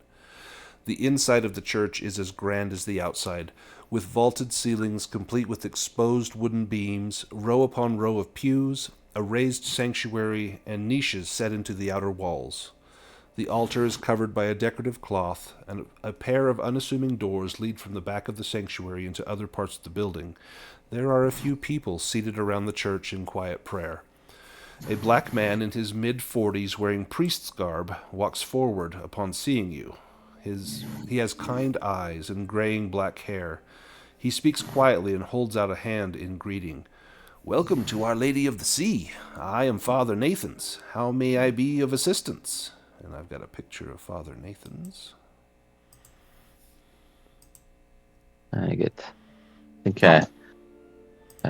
Paul takes his hand and greets him and says, I'm of the sea myself, Father. I've come to pay my respects. I find solace in communion with God, and I'm reflecting on old seamen, mariners or something, past or something like that. Oh, well, this is the place for that. Here we remember those lost at sea. We have a service every Sunday for the unknown sailors who have washed up on our shores over the times. I came to New England to become a local priest. I love it here in Greyport. There's people here that need my ministry. It's a good-sized congregation. There are many people who have suffered at the hands of the sea. These going-ons in town over the last few days, I'm sure you've heard. This murder troubles me more than I care to admit. I've seen crime in Greyport, though nothing so terrible. I thought the town was immune to such things. I figured murder was a big city problem, not one that could visit my unassuming community. I will not speculate or pass judgment on the person or persons who did this, but I prefer to pray for their soul and the soul of that murdered stranger, that young man. And did you know the young man in I did not know question? him personally, but I know he was a college student, and he was here to spend some time. What for, I don't rightly know. It said that he had a friend in town or was going to meet someone. I don't really know, but I do know it's a tragic thing that happened to him. And look, you being new in town as well, you just be careful. We ain't caught no one that done this. No one's confessed, so there's nothing to say it couldn't happen again. Paul obviously thanks the Father, and he says, you mentioned that suffered from the sea is of many souls been lost at sea from Greyport. Oh, the sea takes what she will take, and she's taken many a poor soul that called this place home. When I first came to New England, I was not prepared for the hardships that the sea would cause, but surely those that go out to fish, those that work on the fishing boats, they pay a high price indeed, a high price for everything that they have. Now, Are the waters dangerous around here? He's just kind of not particularly, no, but there is a stretch of reef that has claimed many a ship coming in. Those that here in town, they know it. They know where it is. They know to avoid it. But others, if they come in at low tide, it'll rip the bottom right out of their boat. he goes and thanks the Father, and then takes a pew, and as he sits down, he just has looks at the other people there and takes in the inside the church and sits in contemplation for a little while. Give me a roll for that. That's going to be psychology. Give me a psychology roll. I know it's not a great score, but Psychology. No, not very good. Look. No. nope. Nope, no way. Yeah, you're comfortable in here. whatever your religious leanings, this is a place of peace and quiet reflection, and it actually does seem to calm your mind a bit over what has happened. That no matter how stormy it may be outside or inside, this is a place where you can find solace. Portia, Yeah, do you about have the any? steak Yeah, horror a little right? bit. Yeah, yeah. There's no steak here. Portia, do you have any questions for Father Nathan's? Yeah, I think Portia is like, uh, Father, have you heard of anyone doing any sort of ritual or summoning ceremony? Ritual summoning. Oh, my goodness. You you've Throwing it been out. you've been reading some of them weird tales in those little pulp magazines they sell at the general store. No such thing happens here. And you're certain? Oh, I would know. I would think if someone were up to something nefarious like that, that's the devil's work. That is. Indeed. And how long have you been a resident of the town? I've been here for 4 years now. Okay. And how were things when you first moved here? They were good. Attendance was down. I'd like to think I brought it back up a little bit, but it seems like all this town needs is some kindness, someone to come in and be willing to listen to the plights of others and help them as best they can. And what do you know of Lucas Barnes? Lucas Barnes. Well, I've not He was seen. I know the man. I do. I've not seen him in quite some time. He used to come fairly regular, and then he just up and stopped one day.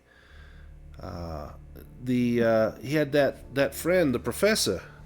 He many summers ago, 3 years maybe. They come together, but I ain't seen him for quite some time. He lives just a few miles north of here. I should go check on him now that you mention it. Maybe I'm shirking my responsibilities. Thank you so much for bringing this to my attention. I should check in on Mr. Barnes. And you of see course. him very thoughtful at this, as though he has let one of his sheep wander off, and as the shepherd, he needs to go and bring them back. She says yes. He is a dear friend of our friend who recently passed away. So I would love to chat with him. Oh yes. Well, do you know where he lives? I'm happy to provide you his address. Yeah, I would love his address. That would be helpful. He writes it down on a little scrap of paper, and it is the same address that you had found in the library. Okay, cool. No, most definitely a place we should go to. Mm-hmm. She says, thank you so much, Father. And I think she might. Can she kind of do like a low key sort of like prowl around the church to sort of see if she sees anything like? Yeah, absolutely. Now, on the inside or on the outside? Well, we're inside right now, yes, right? Yep. Yeah, I think she'll check the inside first. Yeah. You can do a spot hidden, and all you're doing, you're just kind of walking around thoughtful, maybe admiring the stained glass windows, things like that, but then looking for anything else that might be of interest in here. So you can give me a spot hidden roll. We're on vacation. Oh, man. Oh, you missed it by 5. Do you want to push that? Or spend luck? Or just take the 5? It's only 5. You've not got much luck left, though, have you? I would hold the luck for later, I think. Okay, I'll push it then. 61's pretty good. You should be able to get that it's on pretty a push good. roll. We can do it. All yeah. Right. There you go. You look around and you see that there are various people in here. Only 3 or 4. Most of them are female. There is one male, kind of an older gentleman. The female in here are also older, and they're sitting in quiet contemplation, most of them with their eyes closed. You see them moving their lips as though they're whispering a prayer to themselves. Every now and then, one will get up and walk over to near where the altar is, and they will bow their heads in reverence, and then they will head out of the church. You look around for anything else in here. There's nothing that would specifically give you any clues as far as the whereabouts of Dr. Sebastian or any information on Lucas Barnes. But you do notice that as the people leave, they actually smile at you. And these are the first smiles outside of Mary and Mrs. Armand at the bed and breakfast and Father Nathan's. These are the first kind of general townspeople that have smiled at you since you've arrived. Portia will give them kind of a half-hearted. You bare your teeth at them. Yeah. She's like, okay. And they look at you as though if you would go into a church, you must not be part of that bad element that caused that poor boy to die. And so it seems as though you have put their fears at rest. Nice. That's good. Nice. Where next? Maybe. Well, I guess what time of day is it now? Probably early afternoon. Yeah, I guess. probably 3:00 by the time you leave the church. Ah, It will be okay. dark in about 4 hours. Okay. Maybe we go down to the harbour. We've got two. We've got the general store and we've got the harbour. I think maybe we say we'd like to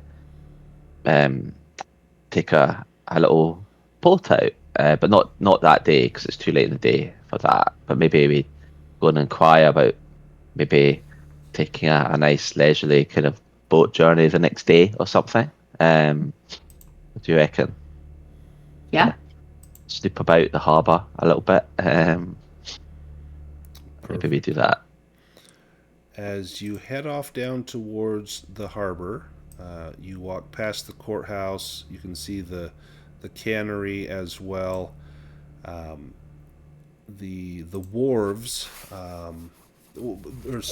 beyond the courthouse and the docks, you see a small natural bay protected by massive piled stone embankments. And these wharves are busy. They're all bustling with activity. This is clearly Greyport's lifeblood. Atop the rise on the bay's western side sits a large industrial building painted with the words Greyport Cannery in old and peeling letters. Most of the boats along the docks are commercial fishing vessels feeding the cannery, with a few pleasure boats mixed in for good measure on the outer fringes, including a couple of yachts and houseboats. Gulls and crows line the wharves, swooping in to grab anything from the water that they can before flying off to consume their meal. The sound and the smell of the sea is overwhelming here at the port's edge, but perhaps that's just the cannery. Now, this would not bother Paul at all. The smell of fishing and the fishing industry is nothing to you. You probably don't even notice it. Portia, it smells really bad. Yeah. Visiting the wharf, looking specifically for the southern wind and like the wharf number that you found in the library, going to that number, there's no boat there. There's nothing there. If you inquire around as far as, hey, where's the southern wind? None of the people working the docks have any idea. They don't know where the boat's gone. They say it moved years ago, has not been seen for years.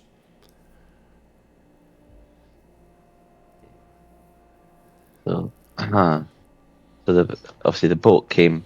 So I guess just thinking through Barnes, old friend of Sebastian. So probably maybe even before he obviously knew of what he was up to. Once he made his nefarious plan to do the ritual on the ship, it was all pre-planned before leaving Ireland, maybe even pre-planned before he left America to go to Ireland. He'd arranged for his old mate Barnes and his ship to come to get him. And then, so the ship's come back. I was thinking it through. The ship obviously met the champagne. They've come off it. They've just left on the southern wind, but they've not come back here. The ship wasn't seen here. So it must be moored or somewhere else. But Barnes is from here. It's likely that Barnes, he ran a fishing business. He likely has a private dock near his home. You would guess. Mm. That's interesting. I guess. I guess we kind of just walk around the harbour, and I mean, Paul being of sea stock, kind of would just take it all in. And does anything look out of place in the harbour from Paul's view? Does it all look kind of pretty? I won't pretty even much have you standard give stuff? me a roll because you would know exactly if something was out of place. And everything looks to be running smoothly. You see Okay. people working like ants, just constantly moving fish, moving gear. Nothing seems to be out of the ordinary. Everyone seems to be enjoying their work. They don't even seem to be bothered at seeing the two of you on the wharves, as long as you don't get in their way. But they're not giving you bad looks. They're not, they're just they're too busy working to pay you much attention at all. But you don't see anything out of the ordinary here. Everything seems to be above board. Where next, Portia? What do you think? I guess certainly we want to check out Barnes's place, but I think there's also the general store. I guess trying to think what we want to find out. We want to find out what they were up. They obviously came back here for a reason after they got off the champagne, but they didn't dock at the harbour. So And still so- no idea who would have murdered that guy, Torres yeah. boy. It sounds like it was an outsider, but you've not heard, of anyone. Mary did mention that if there were outsiders, they would likely have gone either to the diner or the general store because they'd have to eat at some point, or they would have had to get some sort of supplies, and someone would have seen them. Those are the two most likely places.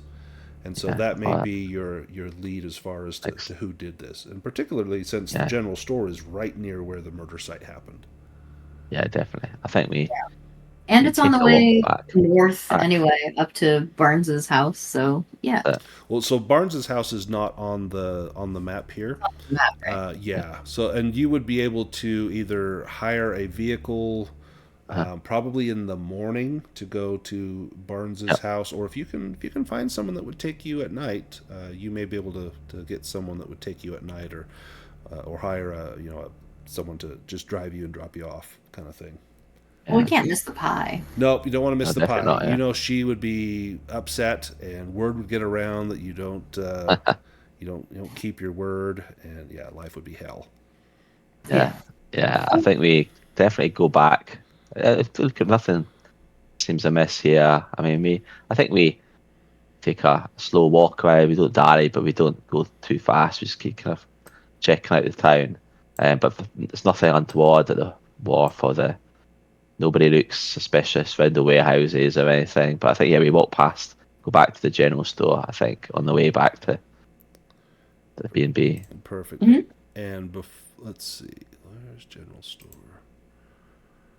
Right here, tucked in between several other businesses on one side of Greyport's main square is a long building whose rooftop sign declares in big block letters, Holbringer's General Store. The front of the building consists of a covered porch set with bins of fruits and vegetables, as well as numerous crates, barrels, and large sacks. Large windows flank a set of heavy oak doors. A sign in one of the windows reads "Open." The store's interior is cramped, with row upon row of well-stocked shelves reaching up to shoulder height. Running along the left side of the building, a large, equally well-stocked glass case acts as a counter, upon which sets a cash register. More goods are on display on the back wall, including several rifles and shotguns, as well as cigarettes and fine porcelain, even a few antique vases. A set of doors leads into a stockroom in the back, marked with an "Employees Only" sign at eye level. Behind the counter is a middle-aged white man wearing a well-worn apron. He looks up from a book that he's reading, removes his spectacles, and tucks them into a pocket. and then he folds over the corner of the page to mark his place before setting the book aside. And right there, that about causes me a sanity roll. Like, oh, don't dog-ear that book. Like, then he stands up from his stool that he was perched on. He narrows his eyes at you and then clears his throat. Can I help you? And let me pull up his picture. Go. Mark Holbringer at the general store. And do you guys need to take a break? Or are you okay to push through for another hour and 15, 20 minutes? Maybe short break. Short break? Yeah, short break. Okay. Get a coffee, I think. Let's All that take coffee and food talk. Right, I know. Let's take a short break. Let's do maybe like 5 minutes or so.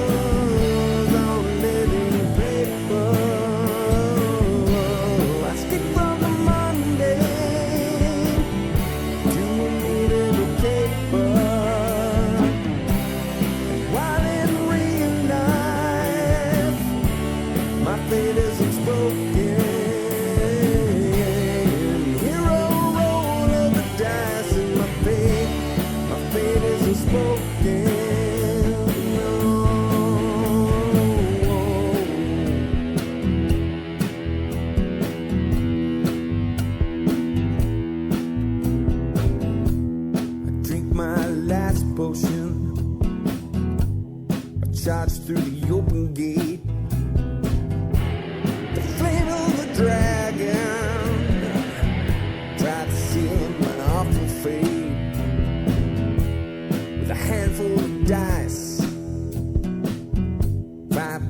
Route 20.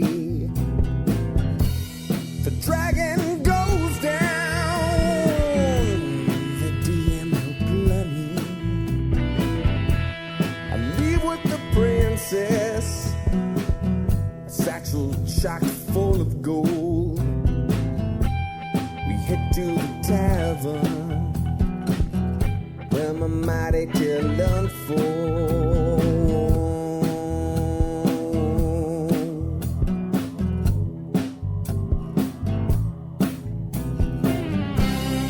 Crafted from numbers on living paper. I skip from the mundane to a medieval caper. While in real life, my fate is unspoken. Hero roll of the dice and my fate is unspoken. The king honored me with a mighty crossbow. It's blessed by the elves, he said. I thank him and I go. The life of a hero.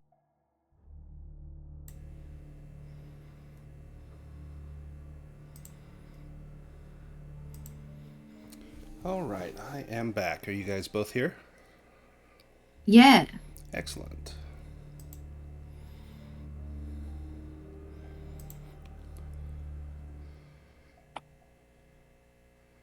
And is Paul with us? Or is Paul still on break? I think perhaps still on break.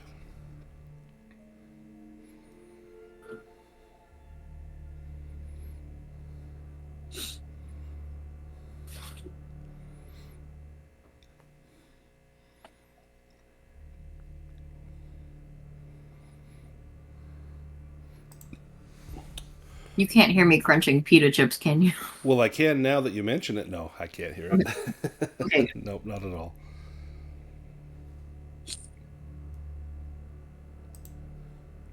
Paul, are you back with us? Paul, Hello? come back, Paul.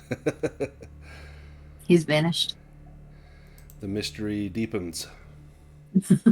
She's gonna be Portia, like the last one standing. I know, right? And it turns out you did it. You're the murderer. It was me. That'd be a wild twist. Right? Oh my goodness. I didn't even know. I think you guys just about have all the information that you need in town. You've done really well. You've asked the right questions. Well,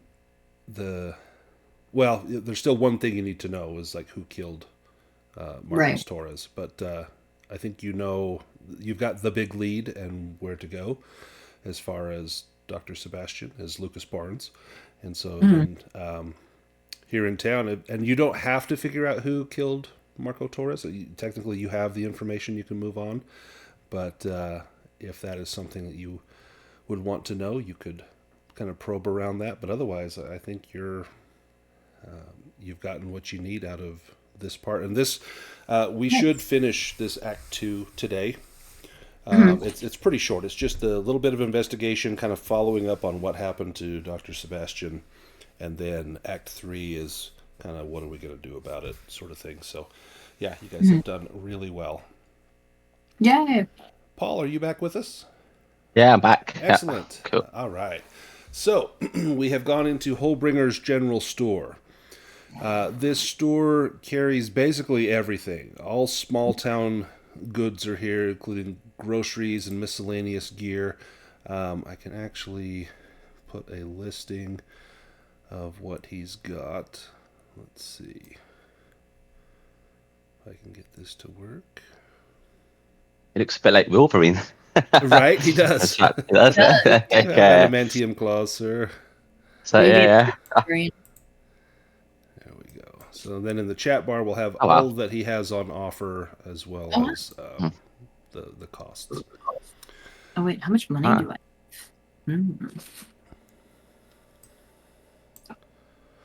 So as you come in, he is more than happy to help you.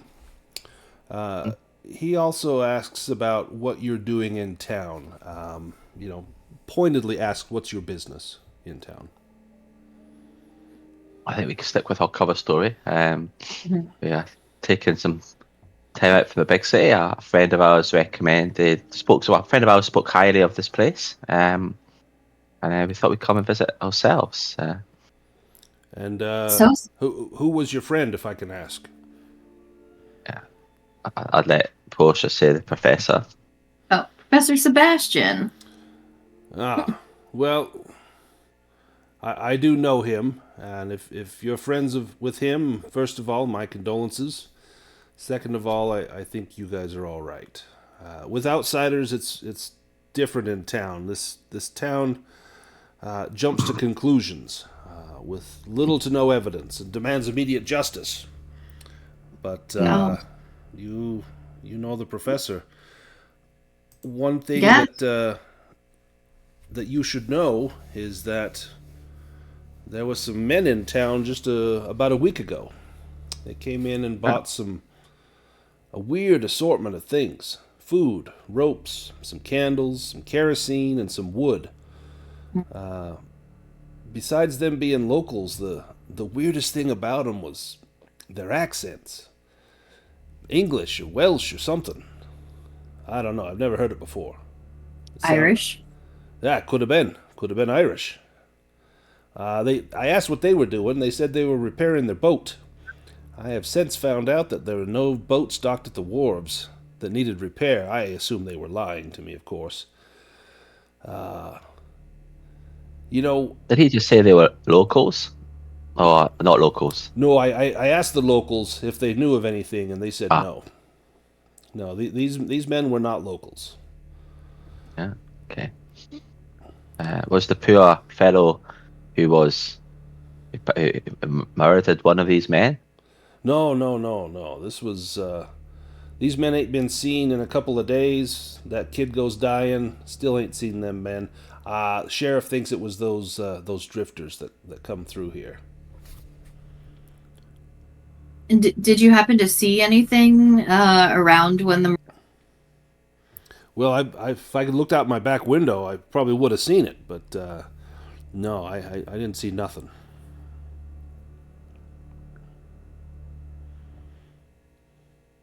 Look, are you guys going to buy, or are you just going to ask me questions? You're worse than the sheriff in this dump of a town. I think we buy. So I said, "Well, look, we're here." I think God, they're expensive binoculars, $38. I've got Paul's got $40. I've just checked.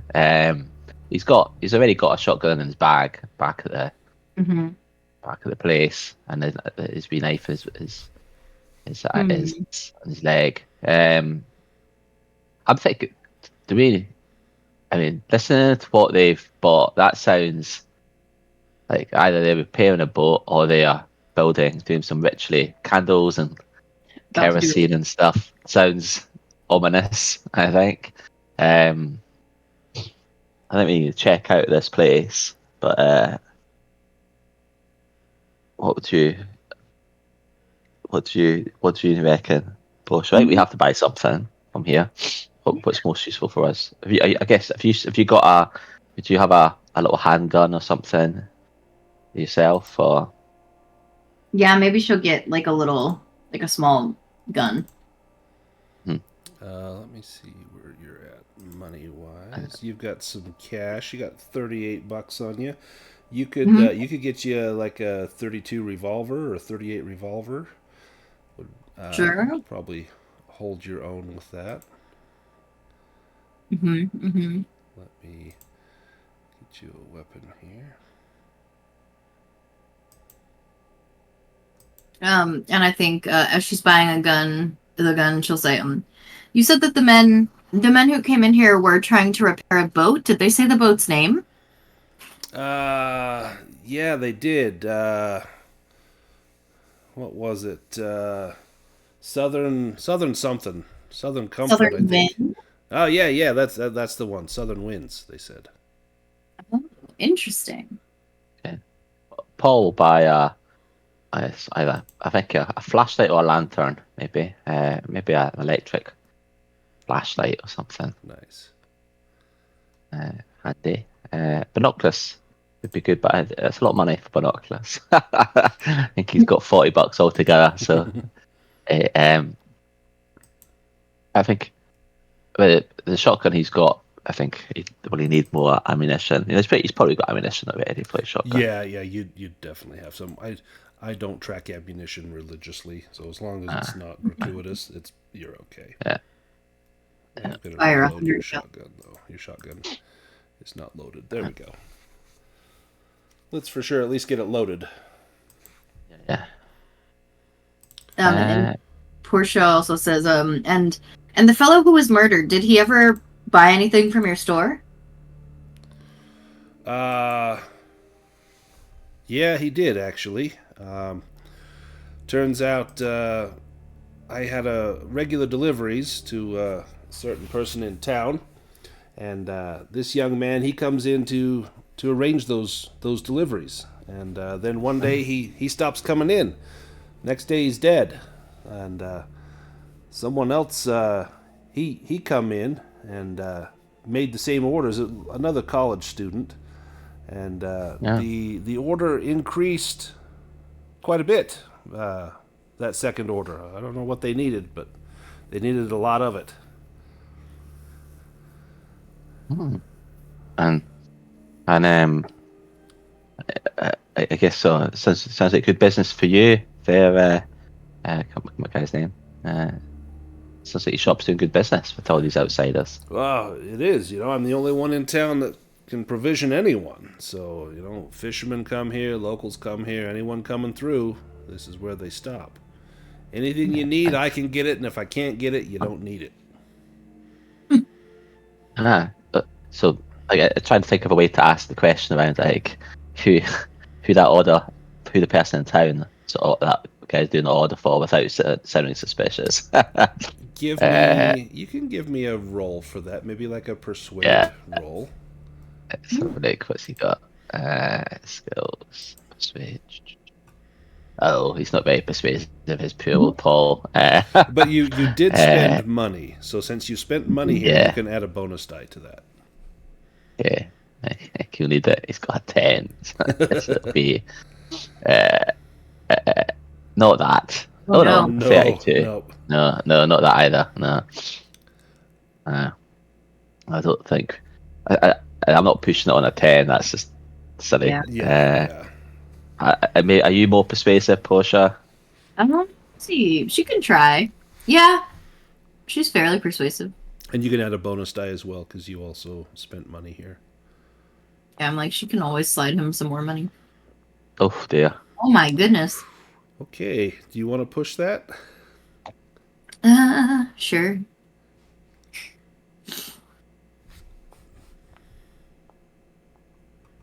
Oh. There we go. 30. Nice.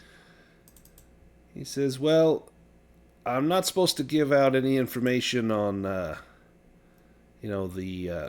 customers. Not that it's confidential, but, they don't like that business coming around. But the young man that come in here, he said he was visiting his uncle Lucas. And I don't remember Lucas Barnes having any family.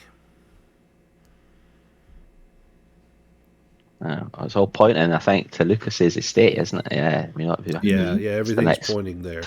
Do you? So I think You've got some cigarettes in your pocket. Do you show those to Mr. Holbringer?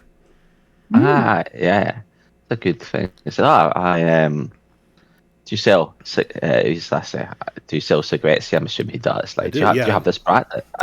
He takes the brand, looks at the pack, and he smells it. He's like, no, I don't carry these. I've never seen these before. We've got good American cigarettes here. Freedom cigarettes. Paul buys some Freedom cigarettes. Nice. They're pretty cheap and crappy, but they come with a little eagle on the package, so they must be good. Yes. He looks over that package and he kind of taps it with his finger and says, I can't even get these in here. These are imported, and I don't pay the import tax on these. Whoever got these must have paid a pretty penny for them. So people have come from Ireland, and they've come here, Probably and they brought their cigarettes with them. brought cigarettes with them. So maybe more people from this order, or of the stone, or maybe are they goodies or baddies? That's the question, isn't it? I That's think. the question. Quite interesting. So certainly there's people out of towners here from Ireland. Are they, or people, or maybe even it's the people from the dig got the cigarettes in Ireland, and these guys who survived the ship. Absolutely, because they would have been in Ireland for several weeks and could have just purchased those cigarettes there. Right. So is it the order or the archaeologists? Yeah. Do we need anything else? Do we want to take some? I'll take some rope, because rope's always useful. You always need rope. Paul's be a dab hand with the rope, I would have thought. Yeah, sailor dudes. Yep, you would definitely want some rope. And so I don't think I've got rope I can drag onto your thing, but you can add gear on your character sheet. You just need to unlock it, and so there's the big padlock in the upper right corner. Oh, yes. Click on that, and then you should be able to just click on the plus sign for items, and you can just type in rope. And you can make your own items for that. Right. And then just make sure you lock your sheet when you're done. That way it will save all those changes. Cool. Okay, clothes. Cool. I'll add my shotgun from that he got from the ship, I think. So I'll just does that. So that I think already is listed. Yeah, so you already have that under your combat. It shows up as a weapon. It's under combat. Okay. Okay, cool. And you also have a hatchet and a knife and your fist. Okay. I'll just edit. What else did you picked up a flashlight, didn't you, or some description? And I think you've got flashlight already on your character. Oh, I did. Okay. Maybe you picked up some batteries. Yeah. I do already. I do. Okay, I'll just move that one. Okay, I already just have it. Okay, cool. And then I'll lock it. Right, good. Perfect. All right, where do you go from here? It's probably combat. He's got combat ready. Probably about 5:30. It's starting to get a little dim outside. It won't be dark until 7, but it's definitely getting towards evening time. Yeah, I think we head back for some pie. I think would be a good idea. Porsche, anything else you think we should need? Looking at all that stuff. Did you get to look at the murder site when you were walking around? You did, and that's where he found the packet of cigarettes. But there were a lot of footprints, as though this area had just been trampled over, because this is kind of the shortcut that a lot of people in town take. Yeah, we can go back to the bed and breakfast and probably just put all of our information together. When you get there, Mrs. Armand has the pie waiting. The entire house smells of apple and cinnamon and just smells heavenly. And she sets out the pie. She's in her sleeping attire. She has a big robe over her. Her hair is in curlers, and she's got a little kerchief tied over her hair. Just looks like a super cute little old lady. And she sets the pie down, and then she says, "Oh, I have a special treat for you." And she heads into the kitchen and comes back with little dishes of ice cream. She says, "This is the only way to have it." And puts a little scoop on each of your slices of pie. Goes and puts the ice cream back into the icebox. And then comes down, and she has her photo album out. And she flips through a couple of pages, and as you begin to look at this, it's like anyone showing you their vacation pictures. After a while, it gets a little dull. But you do notice that there are a few pictures of Nicholas Sebastian, and most of them are him as a teen or slightly older, and he is always with Lucas Barnes. And here's pictures of Lucas, and he looks to be about the same age. And she mentions how these two were just thick as thieves. They were always running around together, and if there was any trouble, one of them was in trouble, the other one was surely involved, and good boys they were. And then there's a few more pictures as they get a little older, and pictures of Professor Sebastian as a college student, and Lucas Barnes. There's pictures of him out with his fleet of ships, and there's even one of him waving from the southern winds from this ship, and it looks about the same size as the Foggy Sea. It's a fishing vessel, probably a crew of 6 or 8, could hold quite a few people. Certainly could hold everyone that was on that passenger manifest of the people that you suspect probably got off of the Champagne. Yeah. I'd probably just say, it's a lovely picture. So you've got some great memories of the two of them. Oh, that I do. Mrs. Cade. Such a sad thing to hear of his passing. I haven't heard from Lucas in some time. I should send him a postcard. He doesn't come into town much anymore. Ever since he retired, he kind of stays to himself. I guess maybe it's that's because obviously the professor obviously he had a bit of a calling to go to the college, and what did it? Why? I mean, that's quite a thing for one person to go fishing. That makes sense in a very fishing town. So what called to him to take up academia? It was actually it would have been several decades ago, but it would have been the priest at the time that was in our town. Father McDonough. He was a good man, and he took young Sebastian under his wing, and that boy was so full of questions, and he instilled in him a love of learning and a love of religion. And I know he went to go and study the roots of religion. And that good father, it's a pity that he's not still with us, but he was old back then, and in fact he married me and my husband. He was a great man. So so her husband was this father, McDonough. No, he married Mrs. Armand and her husband together. He performed the ceremony. Okay. So I was about to say, wow, okay. Yeah. What? Okay. Okay. He was an Irish name, McDonough. Interesting. Okay, that.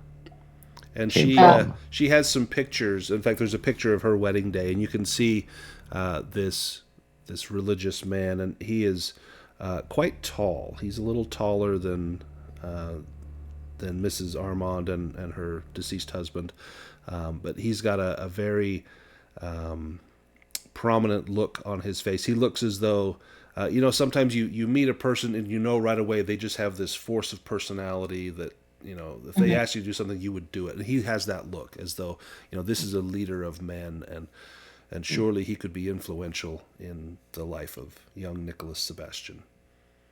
Okay. Cool. What do you reckon, Portia? Is that ours for the night, or do we want to go in? How far away is Lucas's?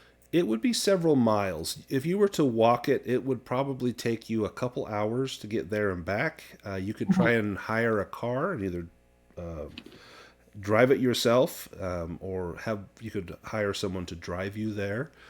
Or if you went in the morning, it'd be a much easier walk. But there's nothing to stop you from going tonight. Mm-hmm. What do you reckon, Portia? I think before we decide, Portia asked, what was to Lucas and Professor Sebastian? Did you all grow up together? So Lucas Barnes, he's the local. Sebastian was, I don't know if they were family or what. He spent summers here. He would come here every May, and he'd be here until August, and then he went back to Boston with his family. But whenever he got a chance, he was here with his old pal Lucas. And he became basically a regular here in town. Everyone was used to seeing him when he was younger. Sadly, those days are long gone.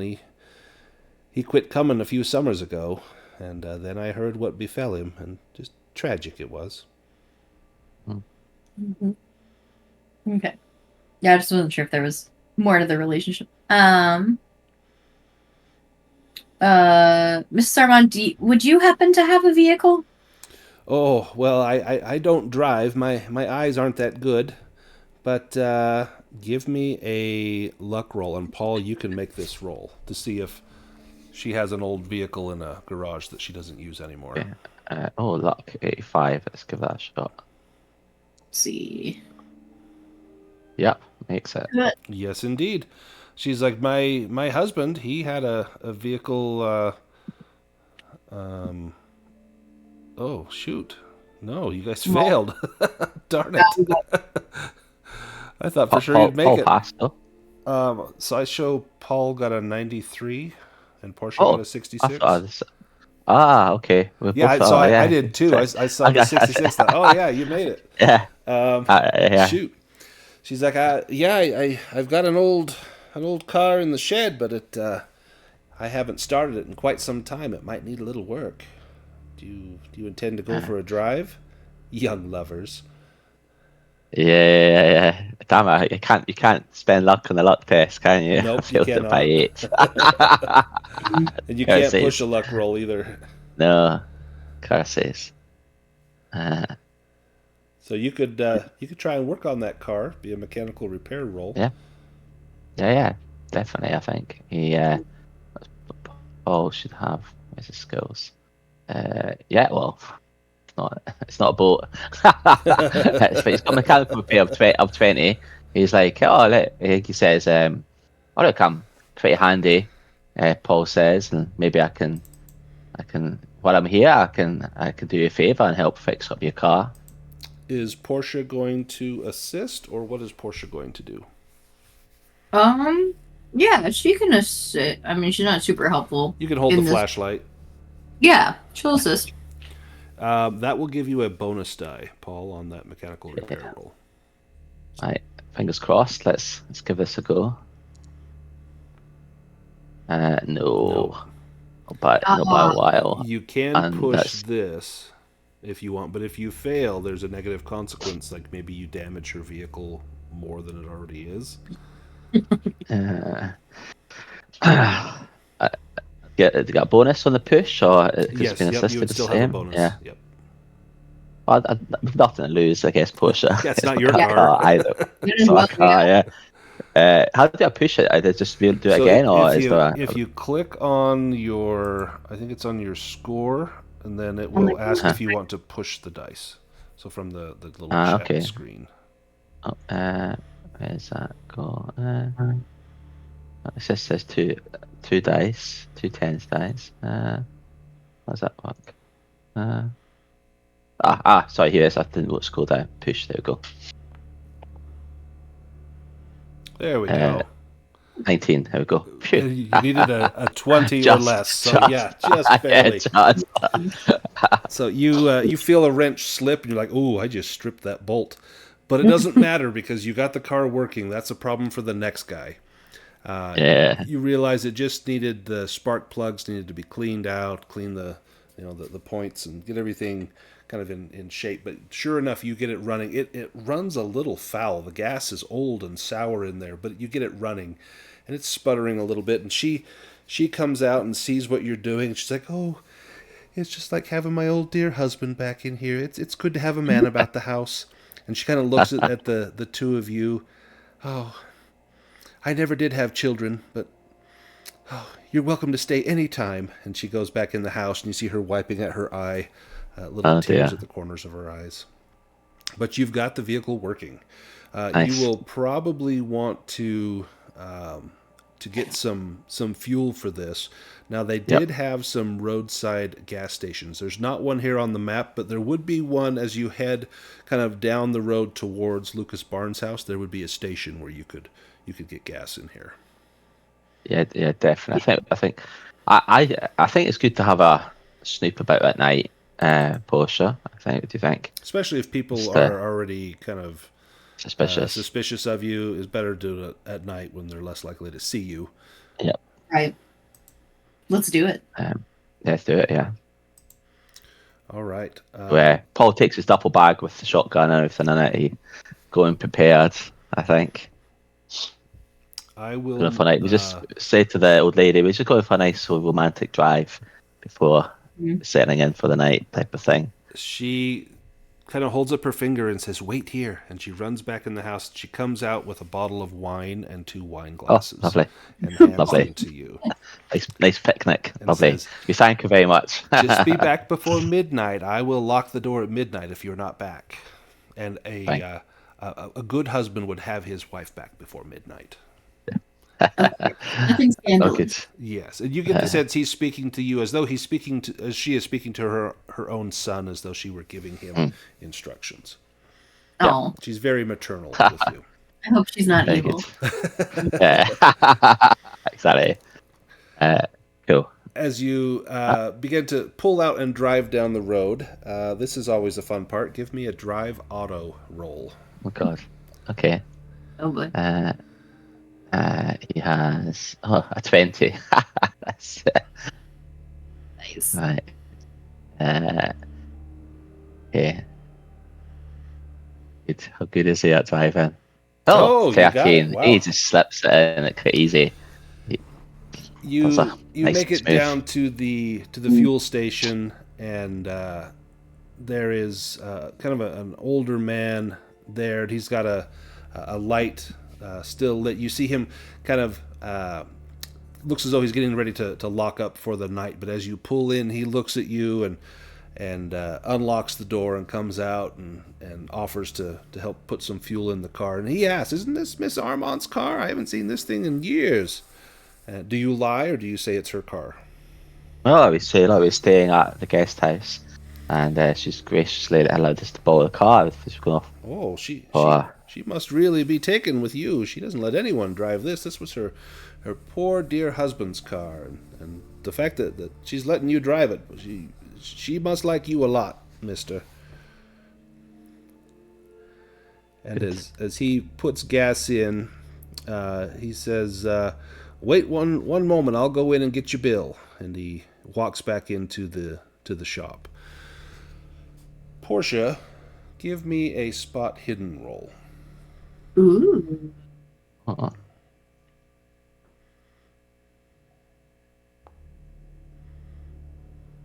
Yes. You got it. Nice. As you're standing kind of outside the car, ahead of you in the darkness, you can see shapes beginning to take form. You see a group of 6 robed figures gathered in the darkness. Wow. One of them raises a blade up in his hands. Wow. And gestures at you.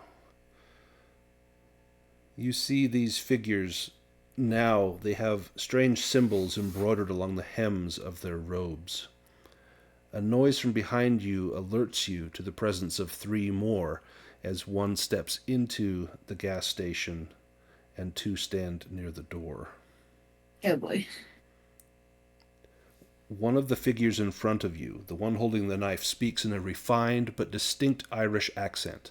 And I'm going to attempt this. It's probably going to sound like from Cornwall or something. But this is as close as I can get to Irish. "You're messing with forces you cannot begin to comprehend.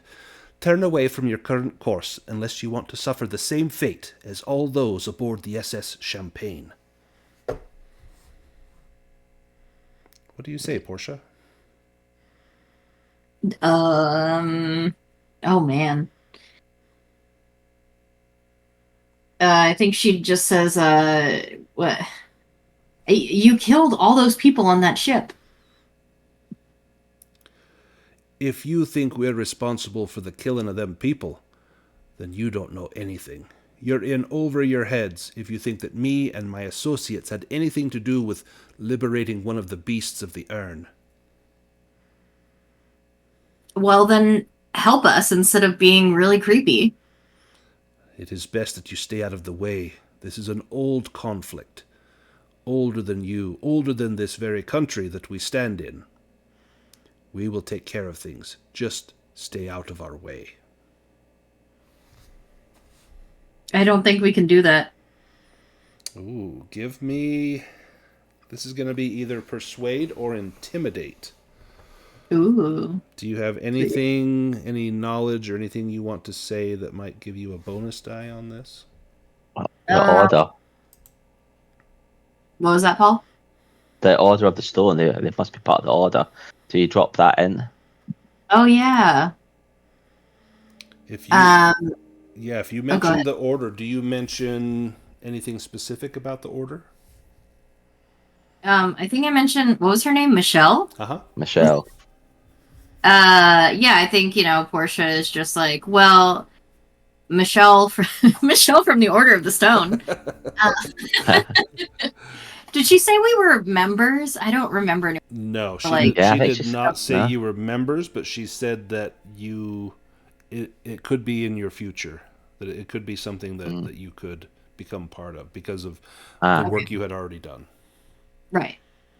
She's like, well, we've already met one of you. We've met Michelle, and she told us that, we may be joining the Order eventually. Give me that persuade or intimidate roll with a bonus die. Okay. Persuade is better, so...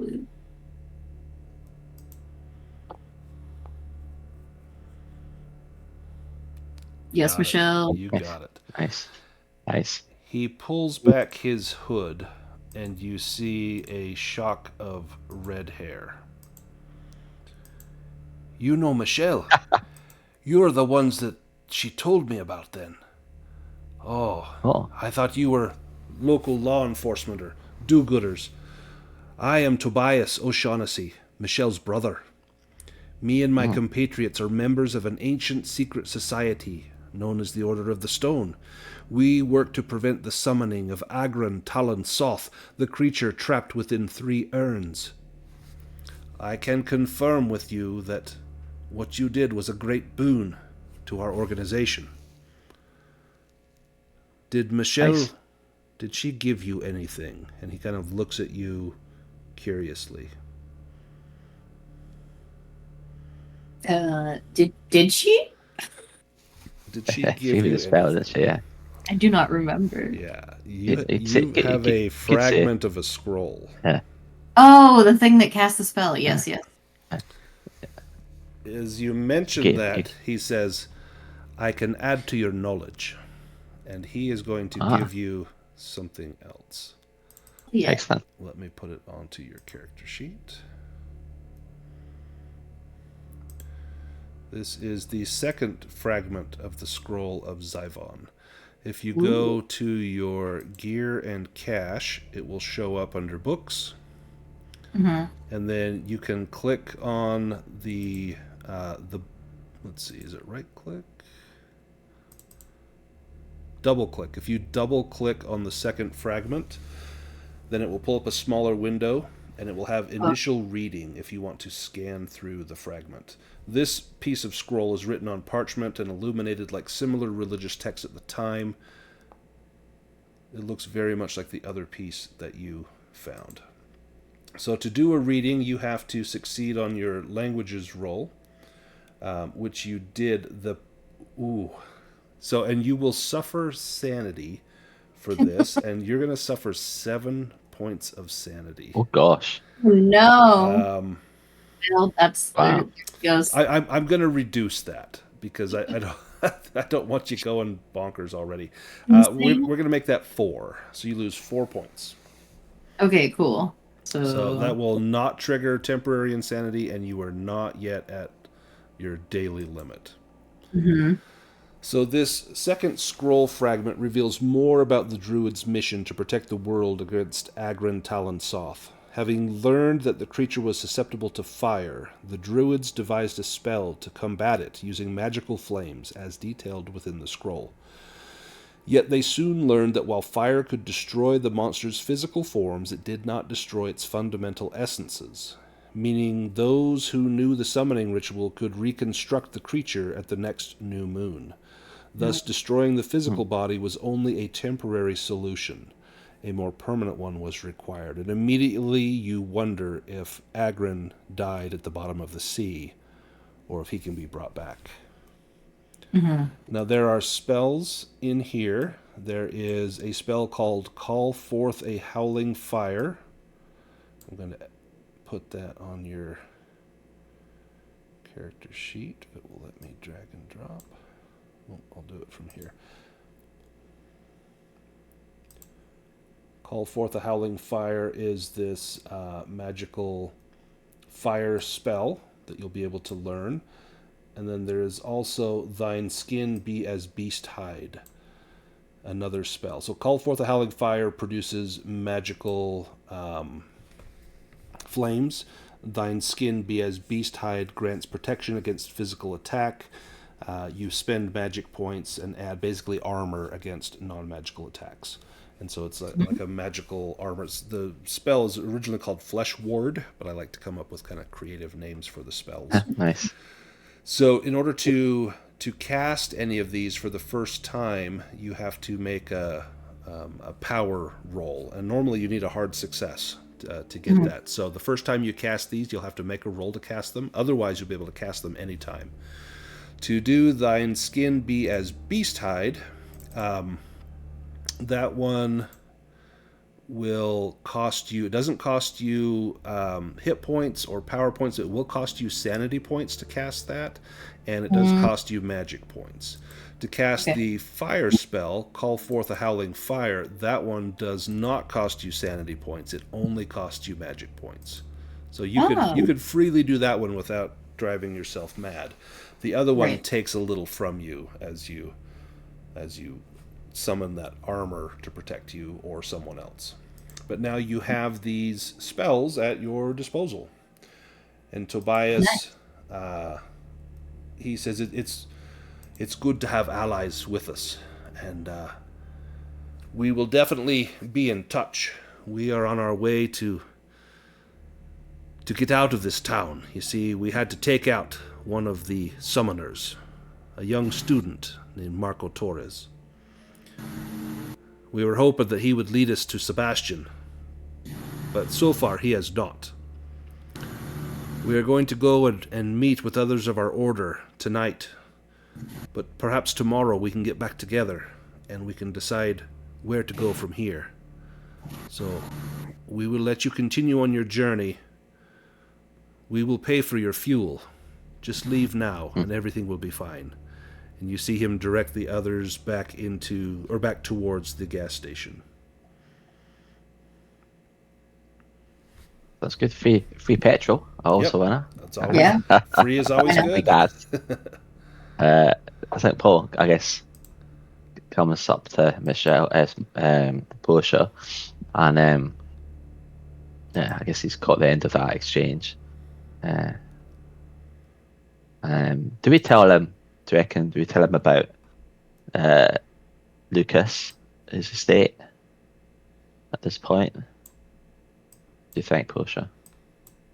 Yeah, I mean, I don't think it hurts to run it by him, right? Yeah, no, definitely. He takes that information happily and says, you've done good work. Now, meet me tomorrow. We'll call upon you in the woods outside the area where the unfortunate murder happened. We dare not show our faces in town, so if you don't mind meeting us in them woods, we can discuss what we have learned from our others, and perhaps you'll have information for us too from Barnes's home. I assume that's where you're headed? Yep. Yes. Excellent. Tomorrow, 9 a.m., meet me in the woods, and we'll discuss it. So my Irish accent suddenly went Scottish, so there you go. It's all right. It's not bad. You get what you get. It'll be Australian here pretty quick. Just give it time. Yeah. Do you continue on down the road?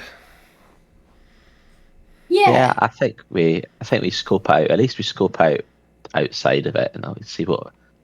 I'm assuming we'll park up a little bit and then go on foot the last wee bit or something, so we're not too conspicuous. It takes you about 15 to 20 minutes to get there. You spot a mailbox with the name Barnes painted on it with white paint. There's a dirt track to the Barnes' place that leads down through the bluffs to a small bay, and I have a little map I can take us there. Barnes Bay. And tucked below the cliffs are a small one-story house and a small shed. A jetty juts out into the water where an old fishing boat is moored. The boat lists at a slight angle as if resting on the bottom of the bay. The track ends in a graveled area between the house and the jetty. You see no vehicles. A few wooden boxes lie scattered about, and there's a stack of crates at the landward end of the dock. The windows of the house are dark. The whole place has an abandoned feel to it. I mean, I guess we get closer and look around. Yeah, what do you want to check out? There's the boat. There's the main house. There's a little shed right next to the house. Should we do the boat first, maybe? I think Paul would probably be drawn to the boat. Right? That would make sense. Yeah. In fact, Paul, give me a pilot boat roll.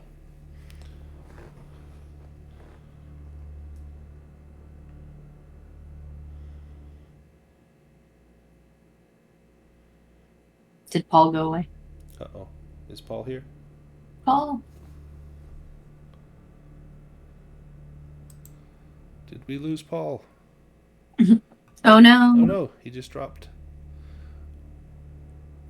Hopefully he can get back on.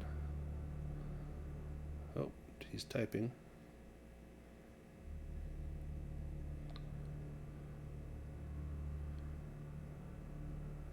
Oh, lost his internet. Oh no. No problem. While he's restarting, Paul would want to go check out that boat. I'm going to let him do that. His skill is higher. He should succeed at that pretty easily. Yeah. Maybe you can check out. Like the shed. I feel like we should do the house together. Yeah, absolutely. Well, as you walk up kind of towards the house and the shed, you notice that many of the boxes scattered around are empty grocery crates with Holbringer's General Store stamped on their sides. So it looks as though that's where they've gotten their items from. Give me you can either do spot hidden or track to examine the gravel in front of the house for any tracks of vehicles. We'll do spot hidden.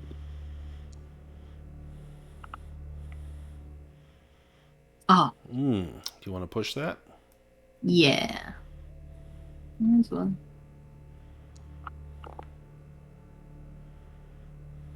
Oh, yeah. That's better. Much better. It looks as though there was a heavy truck in the graveled area recently. And what's more, there is a thin coating of black sludge that runs from where the truck was parked towards the house. You recognize this black sludge. That's going to be a sanity roll. Oh, no. Oh, dear. Probably want to make this one. Yeah, I know, right? Come on. Oh, I do not. Ugh. Okay. Right, here we go. She's gonna get insane again. Yep, look at that. Yes, indeed. Yep, so 2 points. Nice. So that is going to make you indefinitely insane. I think you've lost your daily amount here. Yep, 8 out of 8. Let me... Oh, poor Portia. Surely can't leave the house. I know, you can't be trusted alone. Roll me a 10-sided die. Are you familiar with how to do that? Yeah. Chat bar? Perfect. So this is for how long it will last. So for 7 rounds, and then roll another 10-sided die. And this is what happens. A 5. Significant person. So I need to review your backstory for significant people, and I can change something to that. So I don't know if you've got significant people. Yeah, I didn't really put that in a backstory. Well, let me ask you now, and we'll put that on there. Who is someone that is important to you, and why are they important to you? That's a question. Um,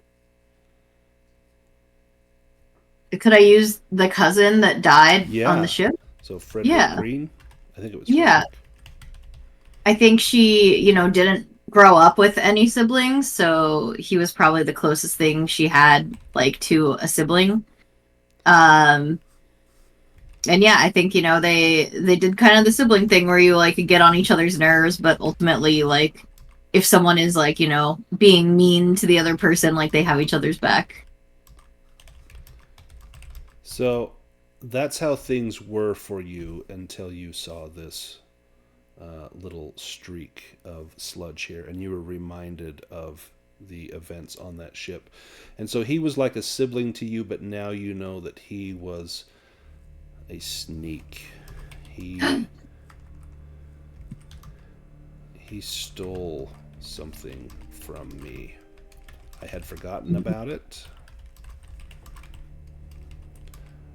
but I cannot forgive him for that. Dang. And this could be something completely imaginary in real Right. life, but to your character, like It's something real. definitely happened. Yeah, and this will affect your. I mean, you don't really have an ongoing relationship with Frederick Green, but oftentimes you can call back on like memories or things. You can spend time with something that's significant to you in order to reduce sanity. That will no longer be available to you from Frederick Green. Ouch. So you will have a small bout of or like an outburst as this happens. So what is your outburst? Do you let out a scream, a squeal? Yeah, I think it definitely is Scream this time. Okay. Um, yeah, and I think she kind of just like screams for like as long as she can, basically. Oh yeah, absolutely. So Paul, are you back with us? Yeah, back. So, Excellent. oh, what happened? Insane. Sorry, I just lost connectivity. I thought a quick restart helped, and it did. So, Perfect. So yeah, you um, hear a scream. So as you were heading towards the boat, Portia kind of went towards the house. She was studying the little gravel path, and she saw kind of some heavy tracks in there, like a heavy truck had been parked here. And she looked at those boxes of groceries, and some said Holbringer's General Store, like they'd gotten a delivery. But then she saw this. At first, she thought it was maybe oil that had dripped from the truck onto the gravel, but then she saw it was not. It was that black sludge that she had seen on the ship. And this caused her to let out a scream as she sees this and begins to wonder if perhaps Agron is not still at the bottom of the ocean, if perhaps he is still alive. Now, Paul, give me a pilot boat roll as you are looking at this boat here on the dock. yeah, and both. God. Yeah. Do you want to push Before. that? Yeah, I'll push that. Is if I can. That's again. I got. Oh dear. Oh No. no. Oh no. So Yeah. you look at this, it's definitely the boat you're looking for. You see the word Yeah. Southern Winds on a small wooden plate on the side. There are obvious scrapes all down one side of it. You're not sure what may have caused that. It looks like maybe paint scraped on there somehow. But there must be more significant damage because it looks like this is sinking. The deck of the Southern Winds is a mess. Pieces of rigging, bits of broken wood, and shreds of rope lie among pools of dirty seawater. Whoever did this, they certainly did a thorough job. The interior of the boat has been completely destroyed. There's a large hole in one side of the hull through which seawater has flooded in. As a result, the bottom of the boat is half full of murky water, explaining why it now rests on the bottom of the shallow bay, and the floodwater is filled with debris. Give me a spot hidden roll.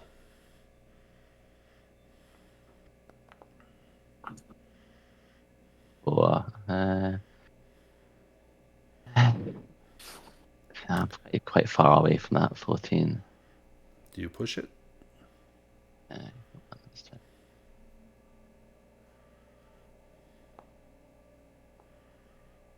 Oh dear, come on, Rose have You- deserted me now. As you are looking around, you think you see something. You just under the water. You can't quite tell. You think maybe you can get on the ship and reach down and grab it. And as you do, you actually get cut on a little bit of broken wood you didn't see sticking up through the water. It kind of scrapes your leg as you step in. You will take 1 point of damage for that failed Ouch. pushed roll. Yeah.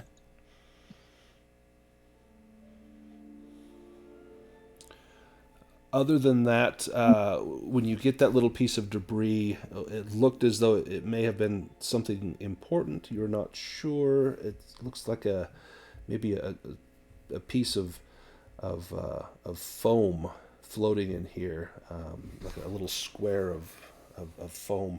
And as you turn it over, you see that it bears some words on there. This was a piece of a flotation device, maybe a life ring or something, and you see an AMP on it. Perhaps this was a piece of something from the champagne on here, a piece of a life ring or something. Hmm. Do you? Our theory is correct, I think, obviously. The Yeah, ship. it would seem. Yeah. And had you succeeded on that earlier roll, the pilot boat, you would have known that the scrapings were from scraping alongside of the champagne, and Yeah. the paint matched the paint color on the champagne. But I think you already have that deduction down. Yep. That sludge seems to go into the house from where you saw it, Portia. Hmm. Do you dare go inside that house? Paul. I mean, technically, she is a bit insane, so she's not really. She doesn't have a lot of logical thought right now, I don't think. No. Not So at all. yeah, I think she would go in. Do you follow her in, Paul? Yep. Okay. I pull I guess my little new flashlight. Well, I've got a flashlight and my shotgun to unslung. Excellent. The main house. The house's Paul. interior appears to consist of a single large room. It is littered with trash. A couch stands to one side of the room, and a table and chairs are tucked into a corner close to the door. The table's surface is covered in empty bottles, bits of paper, and other debris. At the far side of the room is a fireplace. A charred old pot sits there on cold embers, evidence that the fire was used for both cooking and warmth. Empty food and beer cans litter the floor all around it. In a back corner is an unmade bed, covered with dirty sheets. More bits of paper are scattered on a bedside table next to it. Several piles of blankets in the other back corner suggest more than one person slept here recently. A trap door sits open in the middle of the floor, suggesting that there's another room beneath this one. Oh. Yeah. What would you like to do? I think we look around, look at bits of paper, just look for anything. So you don't even need to make a roll for this one. You find a scrap of paper. And let me unlock this as a handout for us real quick. Oh. Make sure I've got the right one. Make this observable. Portia, would you like to read this paper? Sure. Power in the holding must gain control. Agron is hungry. Talon is restless. They need Soth? Yes. Okay. Flesh only sustains them until the fuel of agony. The end of the trail is the final urn. Casting of the third callous of pain and betrayal. Soth must awake. Voice of Soth is persistent. Always angry, wanting more. Needing release and craving the fury of Talon. Agron eats again if time of sundering of three is not collapsed into the void of eternal bliss. Talon has shown me the lays. They converge on Chapaktaw Ridge. The third urn shatters there in that lost and forgotten place in the light of the great blood moon. And finally, Agrin Talon saw once more. Glory to the tripartite Yes. beast. Okay. Peace on earth.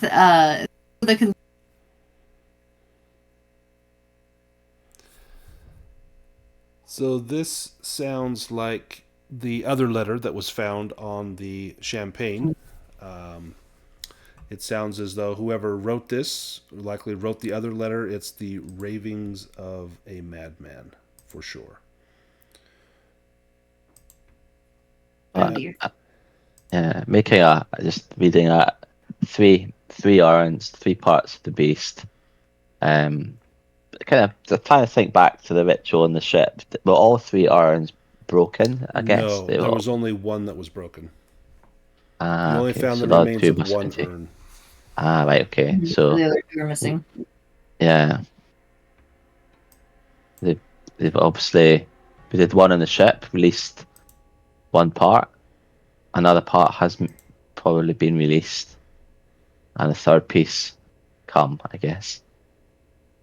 Do we know does Choctaw Ridge mean anything to us? That would not, but that's something that you could definitely try and research some information on that back in town. The library would likely have something of that for you.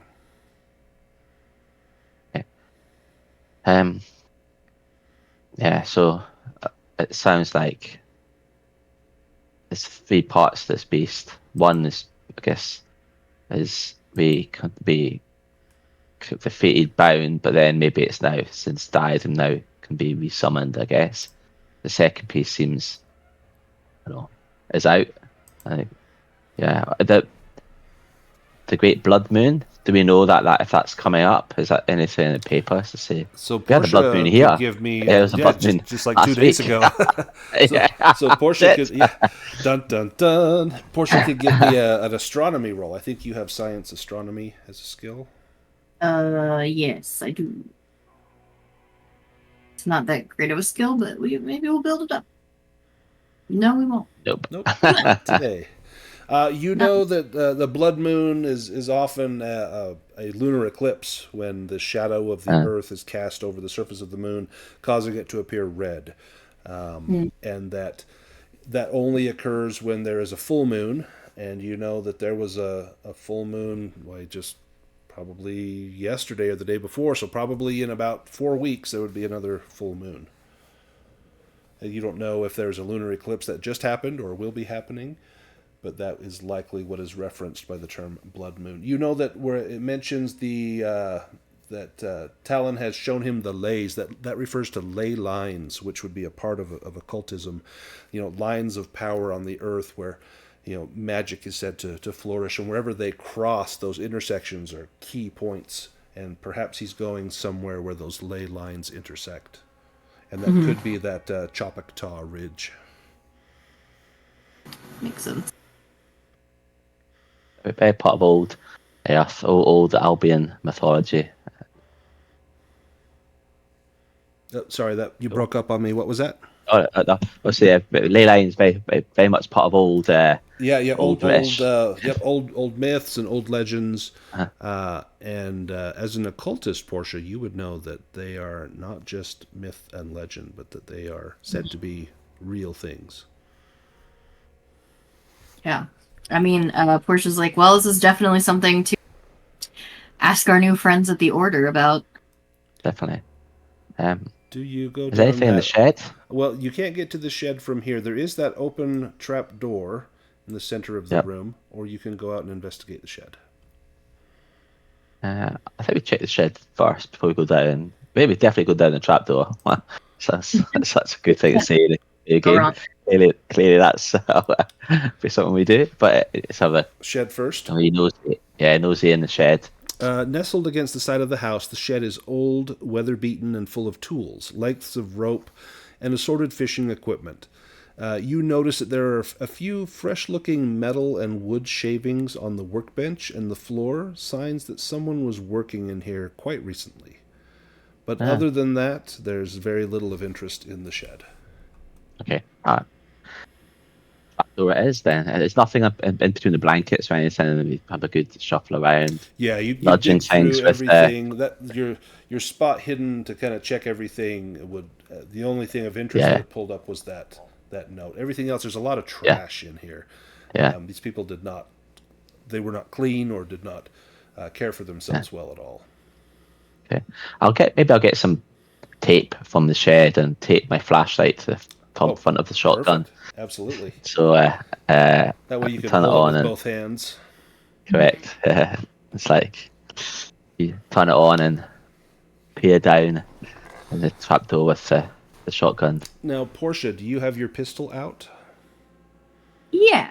Now, Paul may not be aware, but you are currently insane. He heard you screaming, but you have since stopped screaming, and you think you've got everything kind of under control. But I'm good. you do have your pistol out. And is Paul in the lead as you go investigate the basement with the shotgun and the flashlight? Yeah, I think he would be. Yeah. Yeah, I think hopefully not to get shot in the back here. But, Yep. Sorry. It could happen. A wooden staircase leads down into a small basement that stinks of alcohol, bodily waste, and death. And let me take us to the basement. No. And let me pull some tokens out here for you. There's Paul. There's Portia. Let me tell you what you see. Let's see. The room is even more wrecked than the one upstairs. The remains of broken crates, barrels, and bottles lie in heaps in each corner, spattered with black ichor.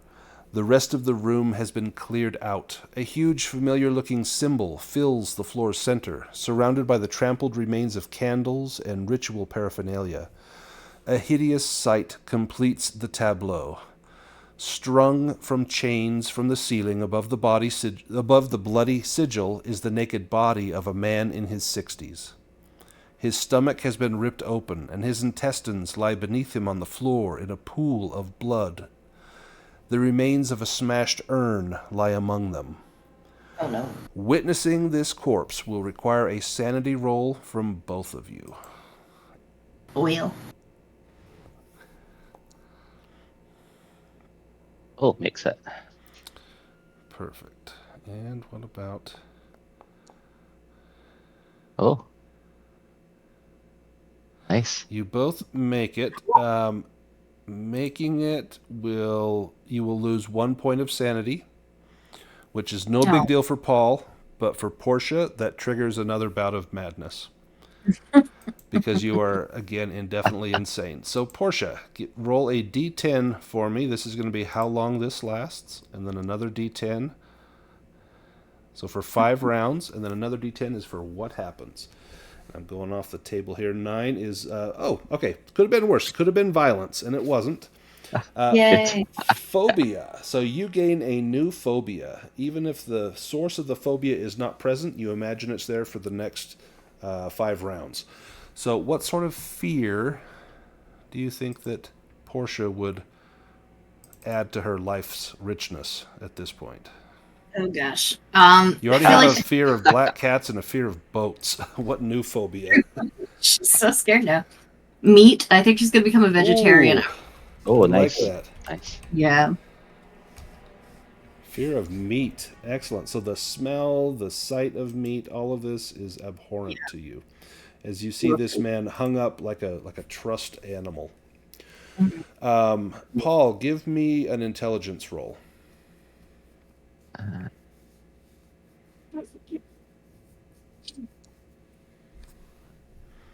He makes it 36.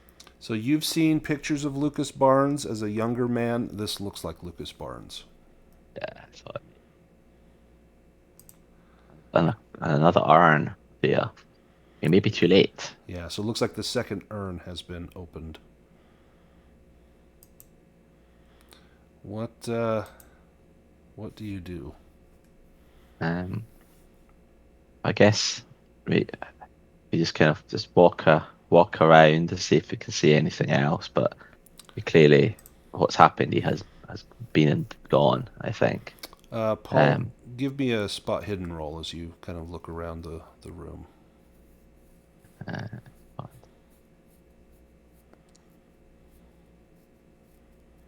I'll use luck on that one, Use actually. 5 luck? 5. Yeah. This is a good place to use that luck. So you note as you get close to the body, about arm's reach or so, you notice that there is a sigil concealed beneath the blood and bits of fluid that are soaking this corpse's chest. And seeing that sigil, you can now make either a dexterity roll or a jump roll to avoid the howling blue flames that burst from the sigil as it ignites. So you can make dex or jump. Okay. So my jump is 20. What's my dex? My dex is 50. Oh, most definitely dex. Yeah.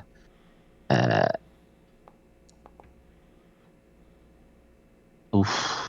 Yeah. You can push that. If you do and you fail, then something worse will happen.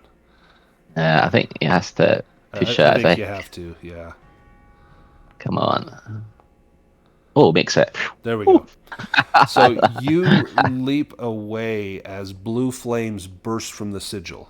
Now, leaping away, you will still take some damage, but it's very minimal. You'll take 3... Okay, it's not minimal, but it could be worse. You'll take 3 points of damage as this heat blasts you. But it could have been significantly worse. There's then a howling sound that just echoes, booming through this basement. Both of you will need to make a sanity roll. Yeah. No. Now, the good news is since you are still insane, Portia, you automatically pass. So you don't even need to make the roll. Because you can't go insane once you're already insane. You're already there. Oops. Paul, however. Paul, however. fails my bet. Paul, let's see. Hearing this sound, sanity roll is 1d4. Let's see how much you lose here. 2. And you are not yet at your daily maximum. How much do you have left? 58 left. So doing well. That's not all that happens, though. The body and the gory pool beneath it erupt in a howling blue flame. The corpse's eyes snap open. Oh dear. Oh god. It begins to howl as well. Black smoke billows from its mouth, twisting and writhing to become thick black tentacles studded with chitinous barbs. It pulls down hard on the chains holding it suspended, and the ceiling begins to buckle. With a sickening, splintering noise, huge chunks of wood and plaster are ripped from above as the flaming corpse frees itself. The creature lands awkwardly, but soon finds its footing. It lurches forward, flailing at you as it burns. This will be another sanity roll, seeing this creature. But again, Portia, you are already insane, so you don't need to attack. Or it's a good thing. You don't need to make a sanity roll.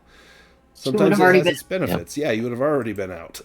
Oh dear. Paul doesn't like that at all. Oh dear. Oh goodness. Ever since I've been beating my PC, I've not made a roll. Damn it. Let me pull this thing onto the map here. Must be shooting his shotgun at this thing. Dear. You are gonna lose a little bit more here. You lose, where is it? Oh, 1d6 on a failed roll. If you lose 5 or more, you could go... Okay, 2. Could go temporarily insane, but you managed to retain your faculties. 6. This thing is on fire, and the flames are licking up at the ceiling, and you can see the beams above you beginning to catch fire as well. We're going to... Let me pull us into a combat here. And now, you guys both have guns drawn, so that's going to increase your initiative. And so, Portia, you are up first.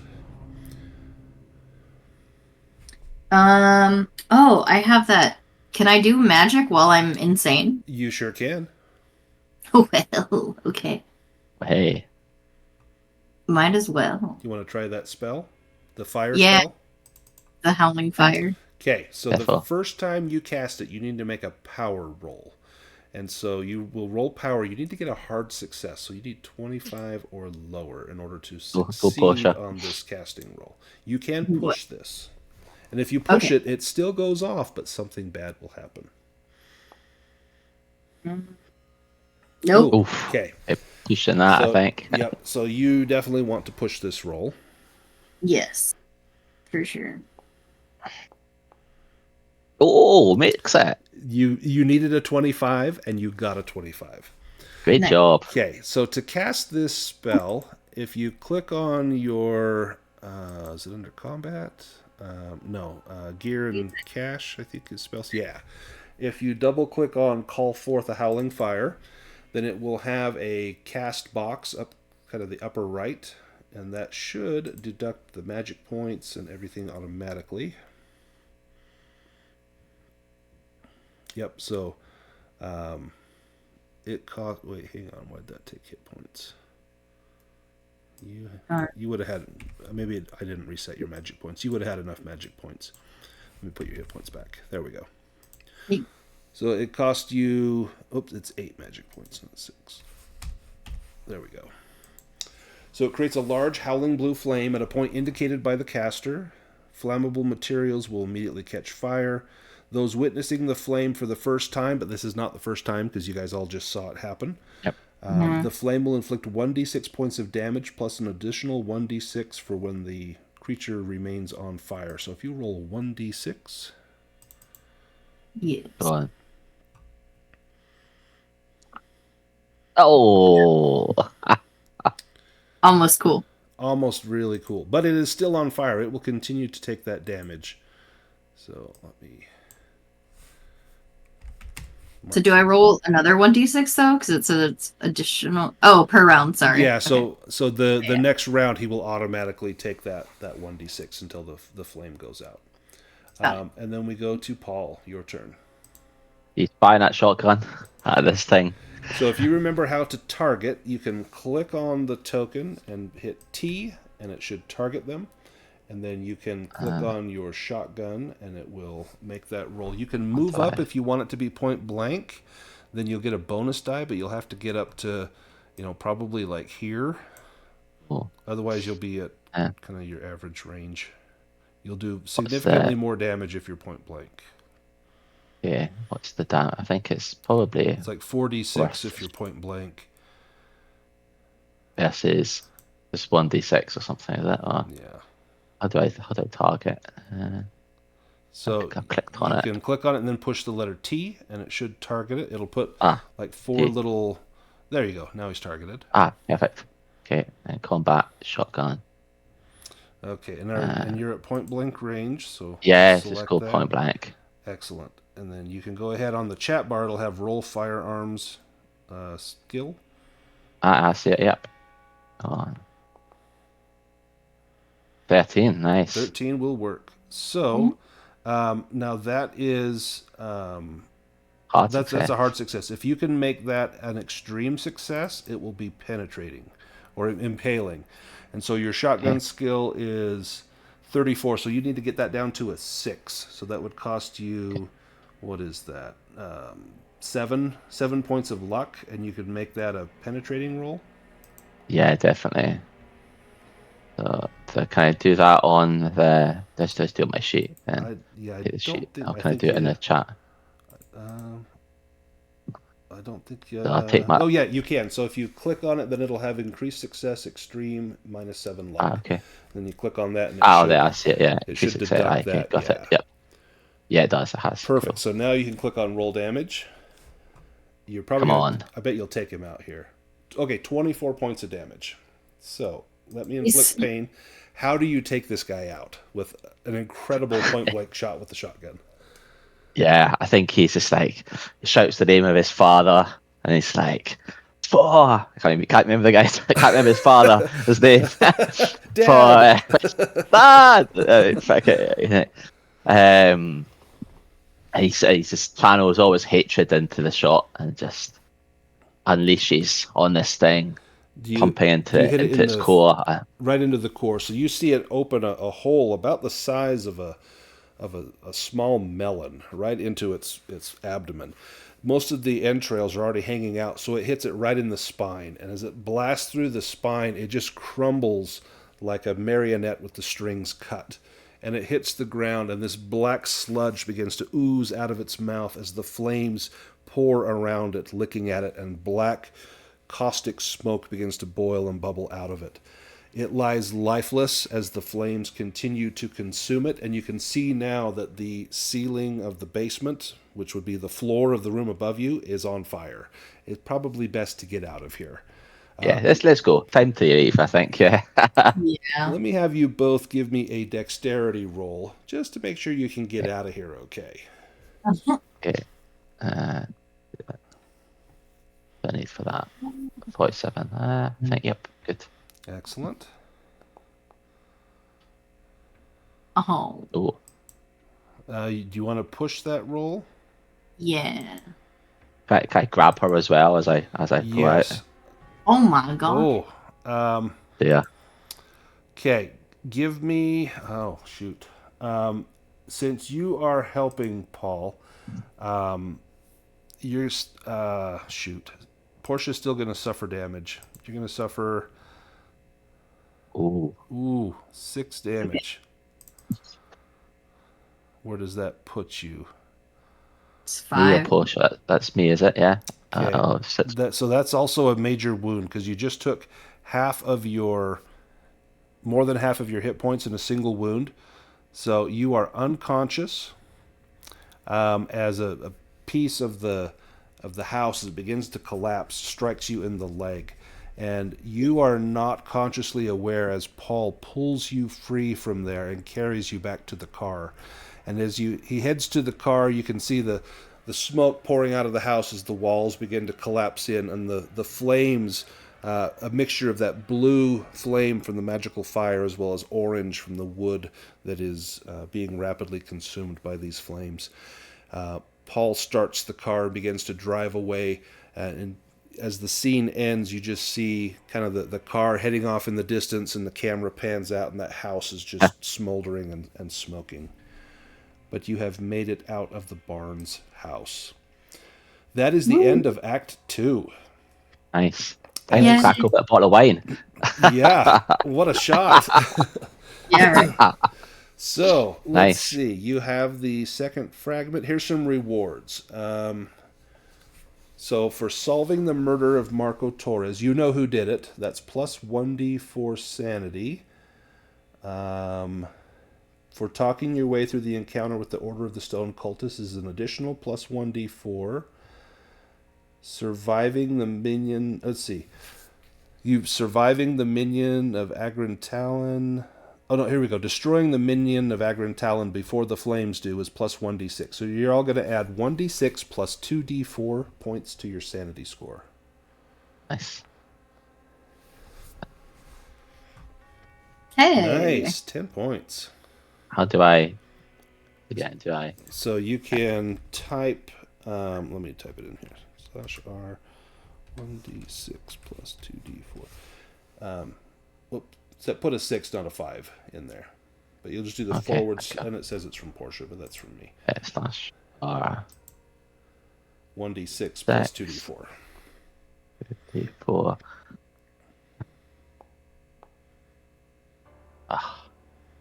That's 4, 6. You will I had to do this last time. Right. I was like, rubbish, I get my sanity back. But it's still better than nothing. You will also be able to try to make a luck advancement roll, so you can both give me a luck roll, and you want to fail this one. If you fail it, you can add 1d10 to your luck. Okay, just a D100, yeah. Yep. That's Oh, do I make a luck roll itself? Yeah. Okay. Just make a luck roll. So, Portia, you can roll fail this 1d10 and add that to your luck. 68. Damn it. Just passed it. Darn it. And you can't spend luck to make that worse. So, Portia regains 6 luck.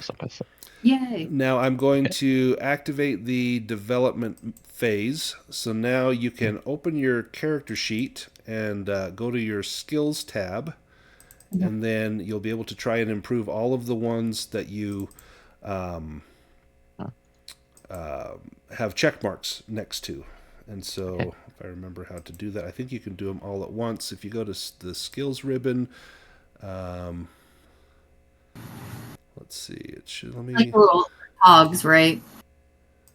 turn development mode. Sorry, what was that, Portia? Oh, I was saying it's the little cogs. Yeah, yep. Yeah. Yeah, that's right. You do the cogs, and then I think there's a button that says development. Yeah, development phase. Click on that, and it will do all the rolls for you. Oh, there we go. Nice. So Portia improved persuade and spot hidden, and Paul improved nothing. So do I get? I did the shotgun. Do I get a chance? The shotgun. that should have been checked. So go ahead and roll your. Let me turn off development phase. Go ahead and make a shotgun roll, and if you fail this, then you'll add 1d10 to your shotgun. Shotgun. Okay. Firearms. Shotgun. What we got? Probably go.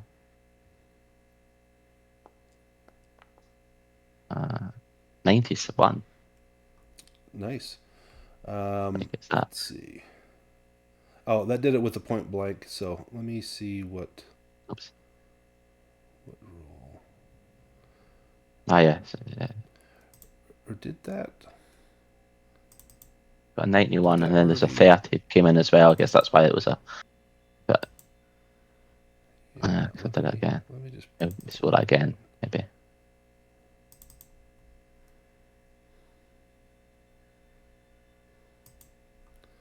There we go. Yeah, you can do that again. I'll take off the point blank on there. Yeah, let's take a shotgun. All right, let me take off. Oops. Oops, it's come again. 94 Oh, again. doesn't matter. It's no, 94 either way. Yeah. Nice. Then Nice. go ahead and roll a 10-sided die. You can just do /R space 1d10. And That's a D10 there. We'll add this to your shotgun. 5. That's right. So if you unlock your character sheet with the little padlock, and then you should be able to go down and add 5, make your rifle shotgun 39. Cool. Yep. What else? And then Did I get the mechanical repair? Did I fix the car? Did you get anything like that? Did you spend, if you spend luck on a roll? I did. So yeah, if you spend luck, it Did doesn't I push count. it? But if you push it, Did I push it? I don't think. re- it I think I did push it, didn't I? Because we thought if I fail it, it doesn't matter. Yeah, It's yeah. my car. Yep. So you can do that one. I didn't check that box. Yeah, go ahead and do that one as well. So I go back, just do a D100. Yes. Or no, just make a roll, don't I? So skills, make repair, roll. Oh yeah, definitely failed it. It's good. Nice. So then same thing. You can add a 1d10. D10. All right. Oh, nice. Oh, sweet. Learned a lot about cars. There we go. Yeah, that's good. Unlock that. That goes to 20. And then 29. you succeeded on a drive auto as well. Yeah, I think they tested that actually. Did it test that one? Yeah, that's the test that and the spot hidden. I Oh, think. it did. Yep. Yeah. Perfect. Yeah, cool. Okay, so when we pick up next time, you'll be back in Greyport, probably at the bed and breakfast. And actually, let's do a first aid roll. Paul, if you can give Portia definitely. a first aid roll, just to see if she will hopefully not die here. Hopefully. Oh, Yay. nice. So Nice. Oh, hard success. good news for Portia. So you are not dying. You can regain your consciousness, and let me get rid of your unconsciousness. You're not prone anymore.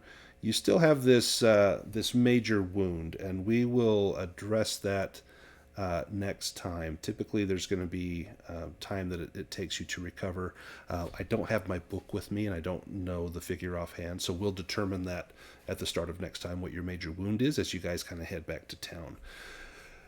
Any questions before we sign off? That's good. Oh, do I check for first aid then? Yeah. Go ahead and check first aid now if it's not already. Go ahead and you can make a roll for first aid. I want to fail this one. Yeah, you want to fail this one. So get a 41 or higher. Oh no. No. Oh well. Fine. Excellent. All right. Any questions before we sign off? No, great. Okay, I had a Good job, blast today. Portia. This was Yeah, super it was fun. great. So now we kind of know where they're going. It sounds like this Chopactaw Ridge, and it sounds like this might be our last chance to stop them, and we can bring this information to Tobias, and hopefully, with our combined efforts, we can put a stop to the Summoners and Agrin Talon Soth. All right. Yes. I Great. want to thank Definitely. you guys for playing, and I will see you next week at the same time. And hopefully, we will have Gaspar with us. But if not, you guys did great with just the two of you, and we'll take it from there.